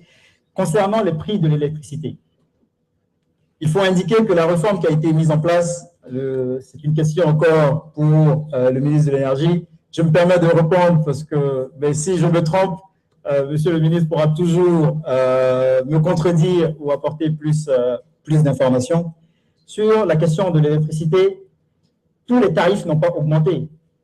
Les tarifs de base pour la population en elle-même n'a pas connu une augmentation. Et cela faisait partie des instructions du chef de l'État de voir comment est-ce que nous modulions l'augmentation de sorte à laisser les populations les plus vulnérables en dehors de cette augmentation-là. Et cela faisait partie vraiment des priorités. Aujourd'hui, nous ne regardons pas les choses dans le court terme. Tout est une question d'évolution et de macro dans le long terme. Nous ne pouvions pas laisser les prix aussi bas parce que les prix n'avaient pas connu d'augmentation depuis des années. Et la question même de la soutenabilité du secteur de l'électricité était en question. Donc, il fallait apporter des solutions pérennes de sorte à pouvoir avoir un secteur de l'électricité qui se porte bien, pas uniquement en 2015, en 2016, mais dans le futur, en 2016, en 2020, de sorte à pouvoir avoir un secteur qui se développe. Donc, l'augmentation des prix était une nécessité, mais cela a été fait en laissant les populations les plus vulnérables intouchées. Et comparer aujourd'hui le système en Côte d'Ivoire par rapport au système dans les autres pays, nous sommes l'un des pays avec le nombre de jours, en tout cas, on peut dire le nombre de jours, le nombre d'heures de coupure d'électricité les plus bas en Afrique et même dans le monde. Aujourd'hui, vous prenez l'Afrique du Sud, ça n'a rien à voir avec la Côte d'Ivoire en matière de coupure d'électricité. Donc, nous avons aujourd'hui, avec l'ensemble des efforts faits par le ministre du Pétrole et de l'Énergie, un système qui est l'un des systèmes les plus viables. Donc, voilà un petit peu les informations que je voulais apporter sur ce sujet-là. Concernant la question liée aux inscriptions en ligne, je n'ai pas encore, j'avais dit justement aux députés que je travaillais sur la question. J'ai envoyé des courriers à l'ensemble des membres du gouvernement en rapport avec ces sujets-là, de sorte à pouvoir collecter les informations. Donc, les informations sont en cours de collecte. Je suis passé en décembre.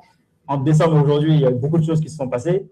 Donc, nous allons collecter les informations et pouvoir leur apporter ces informations-là. Ça a été demandé et cela fait partie des choses sur lesquelles nous devons leur revenir. Concernant la préoccupation posée sur la santé, les 433 milliards de francs CFA représentent le montant pour la santé et les actions sociales. Si vous regardez la slide, il est même marqué santé et actions sociales, 7,5%. Santé uniquement, 6,1% du budget à 348,6 milliards. C'est ça la différence. Santé et actions sociales, 433 milliards, dont 348 milliards, 6 uniquement pour la santé. Je vous remercie. Ah oui, j'ai oublié une question, l'IGR, l'impôt général sur le revenu. Il faut dire que c'est une réforme sur laquelle nous travaillons. Et pas uniquement sur l'IGR, sur tous les impôts dans leur ensemble. Je vous ai indiqué que déjà, en matière de nombre d'impôts et en matière même de nombre de paiements, nous sommes passés d'une soixantaine à environ 24. Nous souhaitons aujourd'hui simplifier les choses. Nous souhaitons voir dans quelle mesure il est possible de pouvoir réduire le nombre d'impôts, simplifier l'impôt et le rendre simple pour les contribuables. Donc aujourd'hui, sous l'impulsion de la Direction générale des impôts, des travaux sont en cours pour réfléchir à la question de l'impôt. Et l'IGR en fait partie. Donc, la décision n'a pas encore été complètement prise. Nous travaillons sur le dossier. Nous allons reformer l'impôt et avoir un impôt qui soit le plus simple. Plutôt que d'avoir un ITS, un IGR et ainsi de suite, nous souhaitons avoir éventuellement un seul impôt ou des impôts simples qui pourront être appliqués plutôt que d'avoir énormément d'impôts qui rendent le calcul difficile et souvent qui n'apportent pas les revenus nécessairement attendus. Après cette deuxième série d'intervenants au niveau des journalistes, nous allons introduire la nouvelle catégorie qui entre au rendez-vous du gouvernement, notamment les panélistes. Madame le directeur général du CICG vous les a présentés tout à l'heure. Nous allons également prendre 3 personnes là-bas et ce sera M. Oupo Emmanuel qui va parler en premier. Même principe, votre identité, votre secteur d'activité, puisqu'on connaît déjà votre identité, et puis la question de façon succincte. Après M. Oupo, ce sera autour de M. Peters et puis M. Diallo Boukla. Les femmes n'ont pas osé pour cette fois-ci. On pense que pour les prochaines éditions, elles vont s'inscrire. Merci. Je me nomme Oupo Emmanuel. Je suis doctorant à l'Université Alassane Ouattara de Poitiers. Ma question est simple. Je veux être seulement rassuré. Je voudrais savoir si le recours au financement extérieur ne va pas créer un effet boule de neige de la dette publique. Monsieur Peters, il est juste devant. Ah, ok. Monsieur le ministre, je suis monsieur Peters, comptable dans le secteur agro-industriel. En fait, j'ai 2 questions. Ma première question, c'était au niveau du coût de l'électricité. C'est vrai que le coût de l'électricité n'a pas augmenté, il est resté le même. Mais est-ce qu'il y a un plan qui est mis en œuvre pour les revenus, les loyers à revenus faibles, ou encore pour les industries? Parce que souvent, le coût de l'électricité est un facteur un peu freinant dans la compétitivité au niveau des industries. Maintenant, ma deuxième question, c'est au niveau du volet éducation, formation. Il y a de nombreux cas de jeunes diplômés qui voudraient continuer les études, mais qui, faute de moyens, n'arrivent pas, ne savent surtout pas déjà à quelle structure s'adresser pour pouvoir réaliser ce projet-là. Voici mes 2 questions. Merci.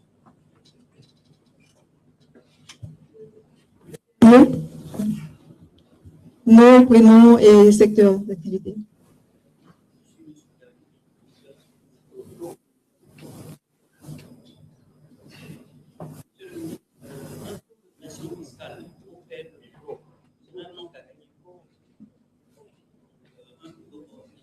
Pas supporter. Et à contrario, s'il est trop élevé, il freinera en fait la dynamique donc, de création d'emplois et tout ça. Donc j'aimerais savoir quel est le taux de pression fiscale prévu pour l'exercice 2016 et est-ce que vous pensez avoir obtenu l'optimum fiscal? Merci à nos 3 panélistes. Les journalistes, nous reviendrons à vous comme ils sont arrivés. Il faut qu'on les prenne. Monsieur le ministre. C'est pour ces questions. Concernant la dette publique, je peux vous rassurer, ça fait partie des indicateurs que nous suivons. Nous suivons vraiment de façon très minutieuse. L'un des ratios que nous regardons le plus, c'est le ratio dette sur PIB, pour pouvoir comparer à chaque fois, par rapport à la taille de notre économie, le poids de notre endettement. Et il faut noter qu'il y a des chiffres qui parlent d'eux-mêmes. Permettez-moi de vous donner 2 exemples. Depuis l'année 2015, avec le Fonds monétaire international, il y a 2 catégories de classement, on va dire, des pays. Les pays avec une gestion modérée de leur endettement et les pays avec une bonne maîtrise de gestion de leur endettement. Nous étions jusqu'en 2015 dans le premier groupe. Et depuis 2015, nous sommes passés dans le second. Donc cela déjà montre qu'il y a des efforts importants qui ont été faits par l'État. Et cela démontre même que l'extérieur fait confiance à la Côte d'Ivoire en matière de gestion de son endettement. Deuxième chose, c'est les notations souveraines. Depuis l'année 2014, nous avons décidé d'être notés par 2 agences.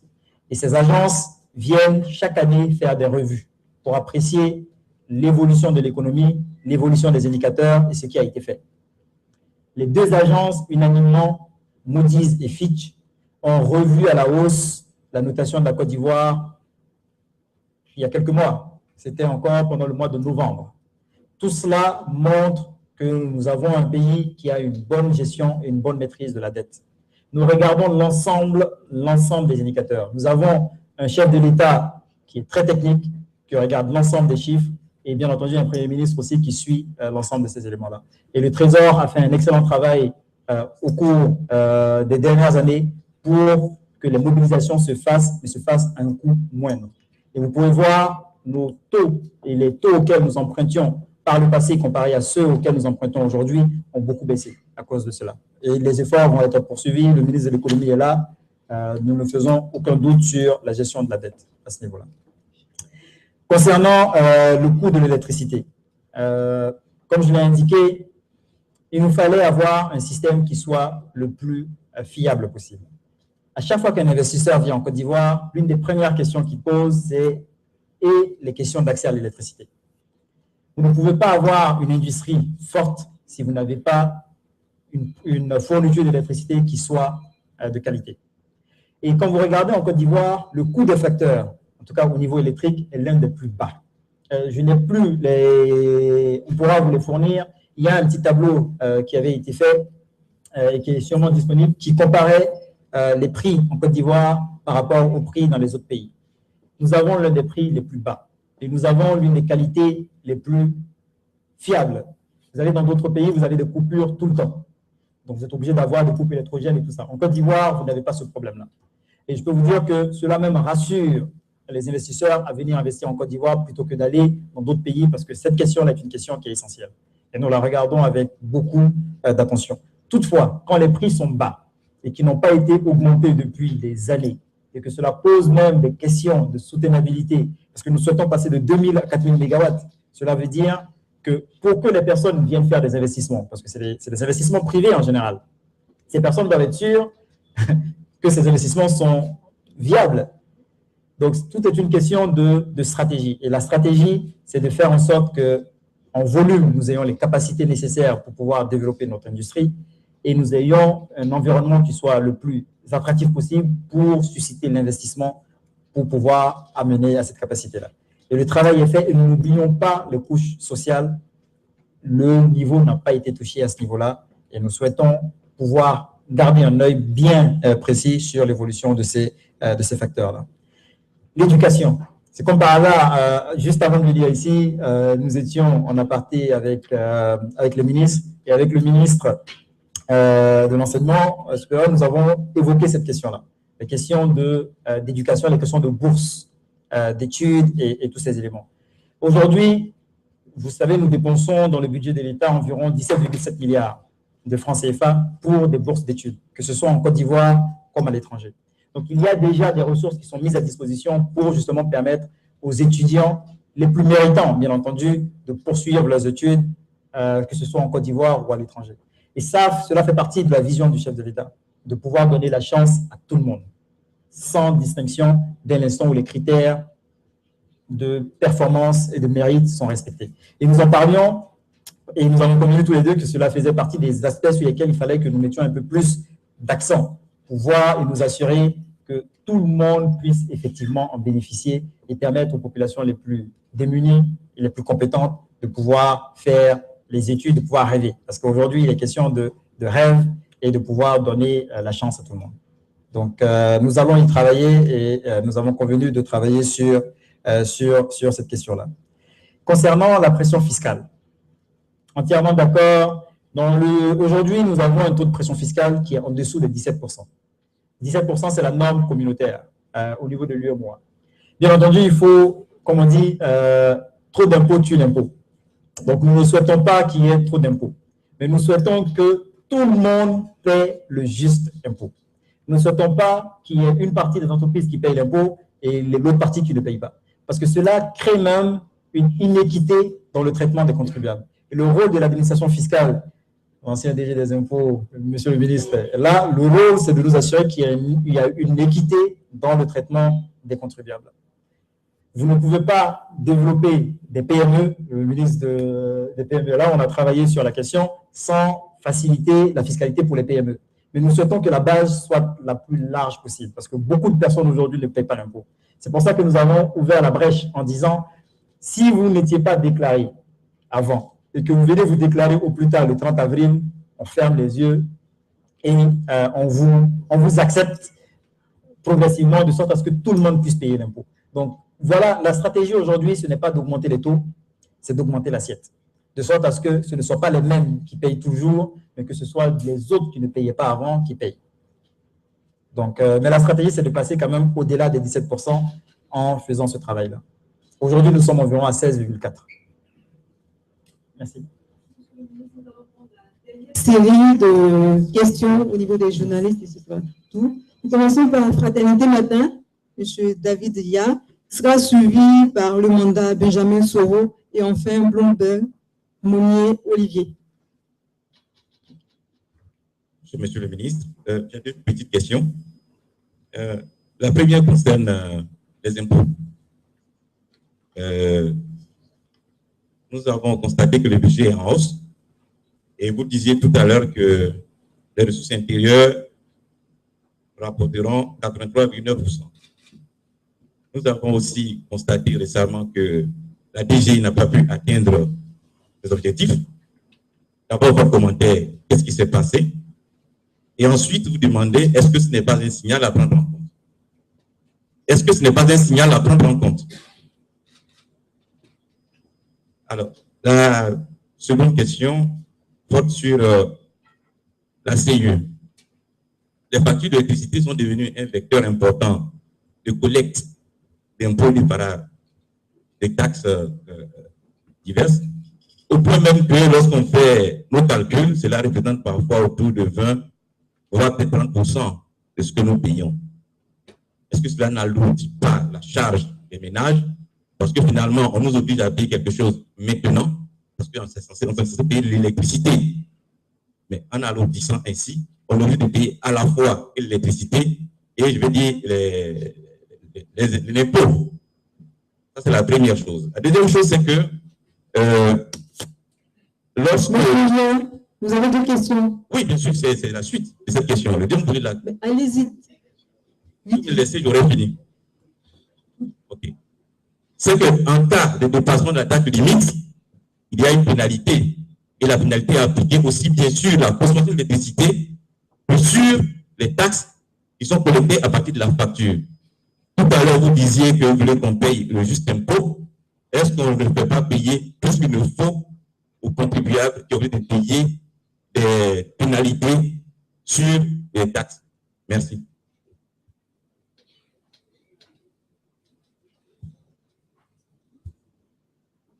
Je suis Benjamin Soro du quotidien Le Mandat. Monsieur le ministre, en 2014, il y a environ 31 600 fonctionnaires qui ont bénéficié dans un premier temps du déblocage des salaires. Et 2 ans après, ces fonctionnaires devraient bénéficier d'une augmentation substantielle. Est-ce que ça sera fait en fin janvier 2016? La deuxième préoccupation, c'est concernant les impôts. Chaque régie a un objectif à atteindre. Depuis plus d'une semaine, le patron des impôts est promu au gouvernement. Quelles sont les mesures que vous prenez, monsieur le ministre, pour que tout fonctionne là-bas et à quand la nomination d'un nouveau directeur général?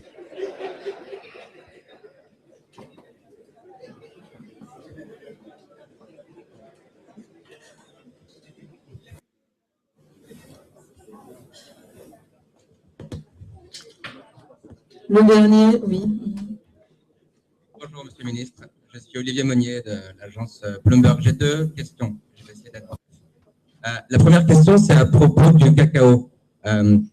Donc, dans le budget est prévu une exonération du pour les produits finis, mais finalement, les produits finis ne concernent qu'une partie assez faible, assez infime des produits transformés en Côte d'Ivoire en cacao. La plupart sont quand même des produits semi-transformés. Donc, qu'en est-il pour ces produits-là? Je sais que le gouvernement était en discussion depuis quand même quelques temps avec les transformateurs. Est-ce que vous avez avancé? Est-ce que vous avez des réunions de prévues ou est-ce que voilà, vous nous en dire un peu sur cette question-là.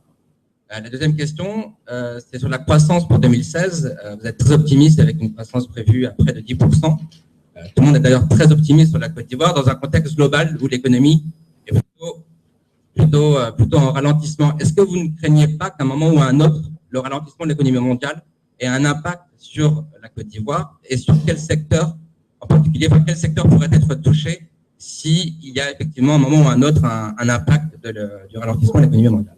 Merci. Merci. Nous avons nos 3 intervenants et c'est la fin, je pense. Merci, monsieur. Je vous remercie pour ces questions.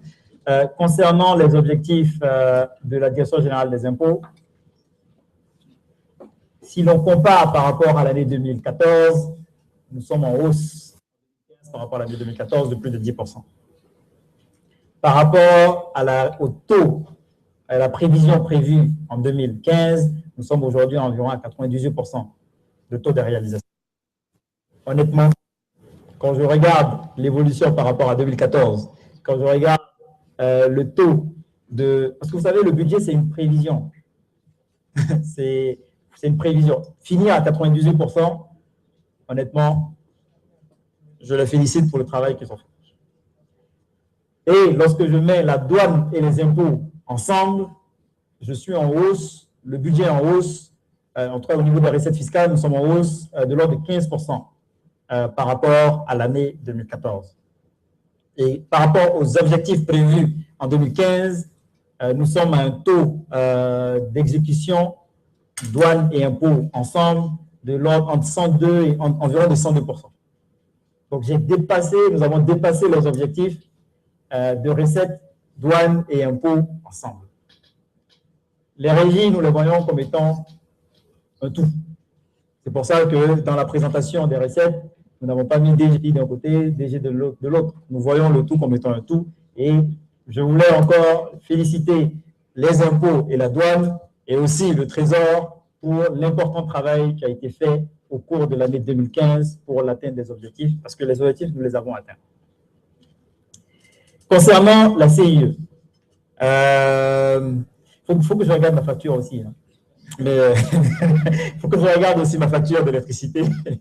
Mais permettez-moi, sur cette question-là, de regarder en détail la question des pénalités et tout ça pour vous revenir, parce que je n'avais pas encore... mais je vais regarder. Je vais regarder avec les ministres concernés et vous apporter les réponses adéquates.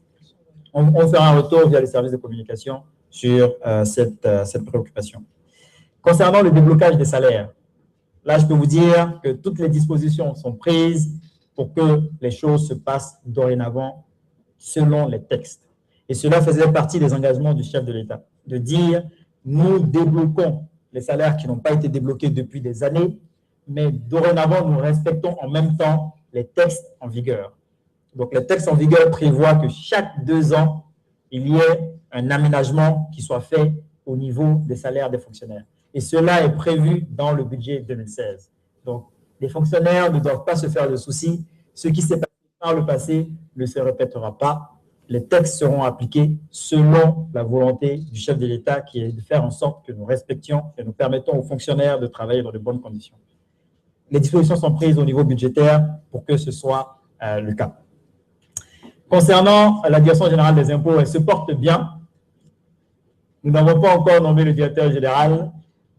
Si vous êtes candidat, que vous avez pris des cours de fiscaliste et que vous pouvez nous aider à faire monter le taux de pression fiscale sans augmenter la charge d'impôt, je suis au 11e étage, IMEPSIAM, vous pouvez venir me voir.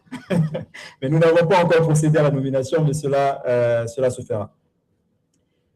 Concernant le cacao, aujourd'hui, vous-même vous l'avez dit, vous avez des produits semi-finis, des produits finis. Nous souhaitons, dans le cadre de notre stratégie, de faire en sorte que la transformation ne se limite pas aux produits semi-finis. Nous souhaitons que le maximum d'entreprises puissent aller jusqu'aux produits finis. Parce que cela permettra d'apporter de la valeur ajoutée aux produits que nous exportons. Parce que vous imaginez bien que la valeur du produit semi-fini n'est pas la même que celle du produit fini.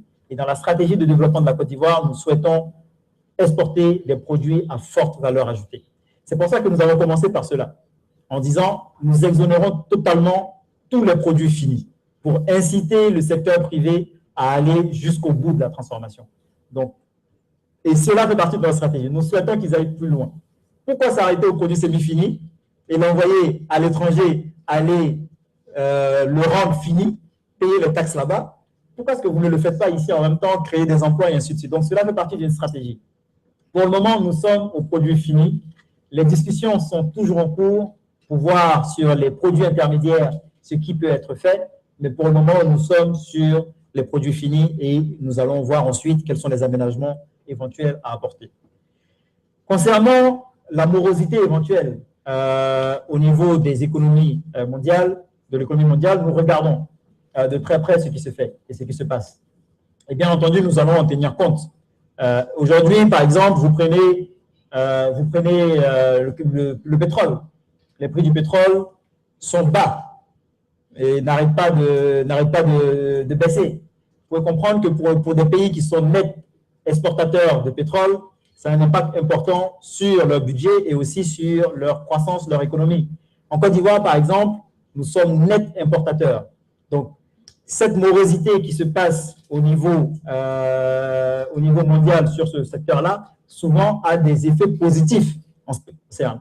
Donc, tout est à relativiser. Nous regardons l'ensemble des indicateurs, nous faisons attention à tout et nous allons bien entendu faire les ajustements nécessaires si besoin pour faire en sorte que nous puissions maintenir nos indicateurs macroéconomiques au vert, conformément à la vision du chef de l'État. Je vous remercie. Les échanges pour les rendez-vous du gouvernement de ce jour. Monsieur le ministre, vous avez un dernier mot sur le thème? Si. En tout cas, je voulais vous remercier. Je voulais encore remercier, mesdames et messieurs les ministres, pour m'avoir accompagné dans l'échange que nous avons eu aujourd'hui. Remercier madame le ministre de la communication, porte-parole adjointe du gouvernement, d'avoir été à mes côtés. M'a rappelé aussi certaines questions que j'avais oubliées, que j'essayais d'esquiver. Remercier encore le CICG pour l'organisation de cette rencontre d'aujourd'hui. J'aimerais aujourd'hui que vous sortiez de cette salle en retenant certains points essentiels. Le premier point, c'est que le budget de l'État, ce n'est juste que la transposition en chiffres de la politique voulue par le chef de l'État en matière d'amélioration des conditions de vie des populations ivoiriennes. Ce budget, c'est le vôtre. Nous l'avons présenté de sorte à ce que vous puissiez le vulgariser auprès de la population. Son exécution sera faite et disponible en ligne. Tous les trimestres, nous allons communiquer sur l'état de recouvrement des recettes et l'état d'exécution des dépenses.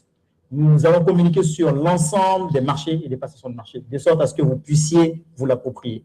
C'est un budget qui fait la part belle à l'investissement, de sorte à pouvoir créer de la croissance et créer des emplois pour les jeunes. C'est un budget qui regorge d'opportunités pour le secteur privé et qui est accompagné d'une annexe fiscale qui est très volontariste pour permettre l'emploi et l'embauche des jeunes. Nous avons présenté certaines des dispositions. Si vous avez des questions, n'hésitez pas à nous les poser. Mais ce budget, il est le vôtre. C'est un budget qui est ambitieux, mais il est à la hauteur des ambitions de la Côte d'Ivoire, les ambitions voulues par le chef de l'État. Et c'est un budget qui est cohérent et que nous allons gérer en bon père de famille pour le bien-être de chacune des populations ivoiriennes. Je vous remercie. Merci, monsieur le ministre. Madame la ministre de la Communication, porte-parole adjointe du gouvernement, je regarde ma montre, il est 12h35. Nous vous passons la parole à présent pour clore cette première édition des rendez-vous du gouvernement. Merci. On m'entend. Merci beaucoup. Je voudrais, après le brillant exposé fait par le ministre Abdraman Cissé, ministre du Budget, ministre auprès du Premier ministre chargé du budget et du portefeuille de l'État, d'abord au nom du gouvernement, le remercier, au nom du CICG également, et en votre nom à tous. Le remercier et le féliciter pour s'être prêté à ce jeu donc de jeu de questions-réponses avec vous, donc les panélistes, qui est une nouveauté, qui êtes, vous, les panélistes, on va dire, une partie des couches de la population. Et je remercie également le ministre d'avoir, je dirais, inauguré cette deuxième session des rendez-vous du gouvernement. Et je voudrais également dire que le budget est quelque chose qui est un peu rébarbatif. Vous en conviendrez avec moi. Parce qu'en réalité, parfois on se pose la question de savoir qu'est-ce qu'il faut comprendre réellement dans le budget. Est-ce que le budget n'est pas une chose qui est compris par les initiés? En réalité, l'exercice qu'a voulu faire aujourd'hui le ministre du budget, c'est de montrer que le budget est un concept que vous pouvez vous approprier, est un concept qu'on peut comprendre, qui est digeste. Parce qu'en réalité, rien ne peut se faire sans le budget. Et c'est d'ailleurs pour ça que nous unissions aujourd'hui donc les rendez-vous du gouvernement avec la question budgétaire. Parce qu'on peut avoir des projets, on peut les conceptualiser, on peut décider de les réaliser, mais si on n'a pas de budget, ces projets, malheureusement, vont dormir dans les tiroirs. Donc, c'est pour ça qu'il est important, effectivement, de pouvoir connaître le budget et de pouvoir en discuter. Et je suis bien placée pour le dire parce que je viens de l'Assemblée nationale et je sais que lorsque nous avions à discuter sur la loi budgétaire, j'avoue que mes collègues et moi-même étions parfois affolés à se dire, à se demander, mais qu'est-ce que nous allons regarder, quelles questions nous allons poser au commissaire du gouvernement qui viendra. Et je pense que finalement, nous nous sommes rendus compte que c'était un bel exercice et que tout le monde pouvait le faire, tout le monde pouvait poser des questions et je vous en remercie. Et je voudrais également remercier donc le CICG, Madame le directeur et tous ses collaborateurs qui n'ont ménagé aucun effort pour travailler pendant toute l'année 2015. Elle vous a présenté son bilan. Et cette année 2016, nous commençons un travail et ils sont à pied d'œuvre, ils sont là pour travailler vraiment pour informer la population. Parce qu'une information juste, une information fiable est une information qui participe justement à l'édification de l'Ivoirien nouveau que le président de la République appelle de tous ses voeux. Effectivement, si vous êtes bien informé par les journalistes, n'est-ce pas? Si vous êtes réellement, vous avez réellement les bonnes informations, vous pouvez donner ces informations aux populations et vous pouvez aider à ce que nous puissions construire ce beau pays et permettre l'édification, comme je le disais, de l'Ivoirien nouveau. Alors évidemment, je vais aussi me soumettre à la tradition. Comme nous sommes en début d'année et que le mois de janvier n'est pas encore fini, je voudrais profiter donc pour vous souhaiter la bonne année à tous, à mesdames et messieurs, tous ceux qui sont présents. Je ne l'ai pas dit en début donc, de ma prise de parole parce que le ministre l'avait dit et je m'engage dans cette voie-là. Remercier tous mes collègues du gouvernement qui sont venus, tous ceux qui ont assisté, les directeurs généraux, les directeurs centraux, les chefs de service, vous les panélistes, les journalistes qui sont la première cible du quotidien, enfin pas du quotidien, de l'émission Les Rendez-vous du gouvernement. Je voudrais vous remercier d'avoir fait ce déplacement, d'être venus nombreux, parce que c'est justement cela. Le gouvernement fait un travail formidable, fait un travail qui participe vraiment à baisser le coût de la vie pour les populations ivoiriennes, qui participe effectivement à mieux faire rentrer la Côte d'Ivoire dans l'émergence que le président souhaite, mais encore faut-il que ces actions qui sont menées par chacun des ministres dans leur gouvernement, dans la droite ligne de la vision du chef de l'État, soient entendues, soient sues et soient compris par vous. C'est pour cela que nous avons donc justement cette plateforme qui permet à tout un chacun de venir poser des questions et nous espérons, comme l'a rappelé à juste titre le ministre, que vous allez pouvoir vous faire le relais de toutes les informations que nous avons données donc, ce jour.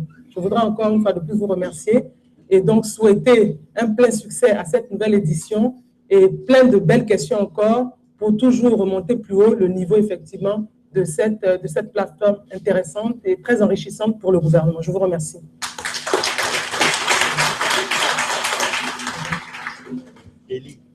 Cette conférence de presse, c'est simple, sur le portail du gouvernement, www.gouv.ci, jusqu'à une semaine pour revoir la conférence de presse de ce matin. Nous voudrons remercier l'ensemble des collaborateurs de M. le ministre qui nous ont permis de réaliser cette conférence de presse, également tous nos partenaires, notamment le ministère de l'Économie et des Finances, la RTI pour la diffusion, également Madame la ministre porte-parole adjointe du gouvernement. M. le ministre vous offre un cocktail ginatoire, je vais le dire comme ça, de ginatoire. déjeunatoire. Je vous dis que ce sera copieux, donc il a déjà pratiquement 13 ans. On vous dit qu'il a prévu quelque chose pour vous, pour partager avec vous. Pour nos amis journalistes, la documentation vous sera remise tout à l'heure pour approfondir le traitement du sujet. Nous avons terminé aujourd'hui.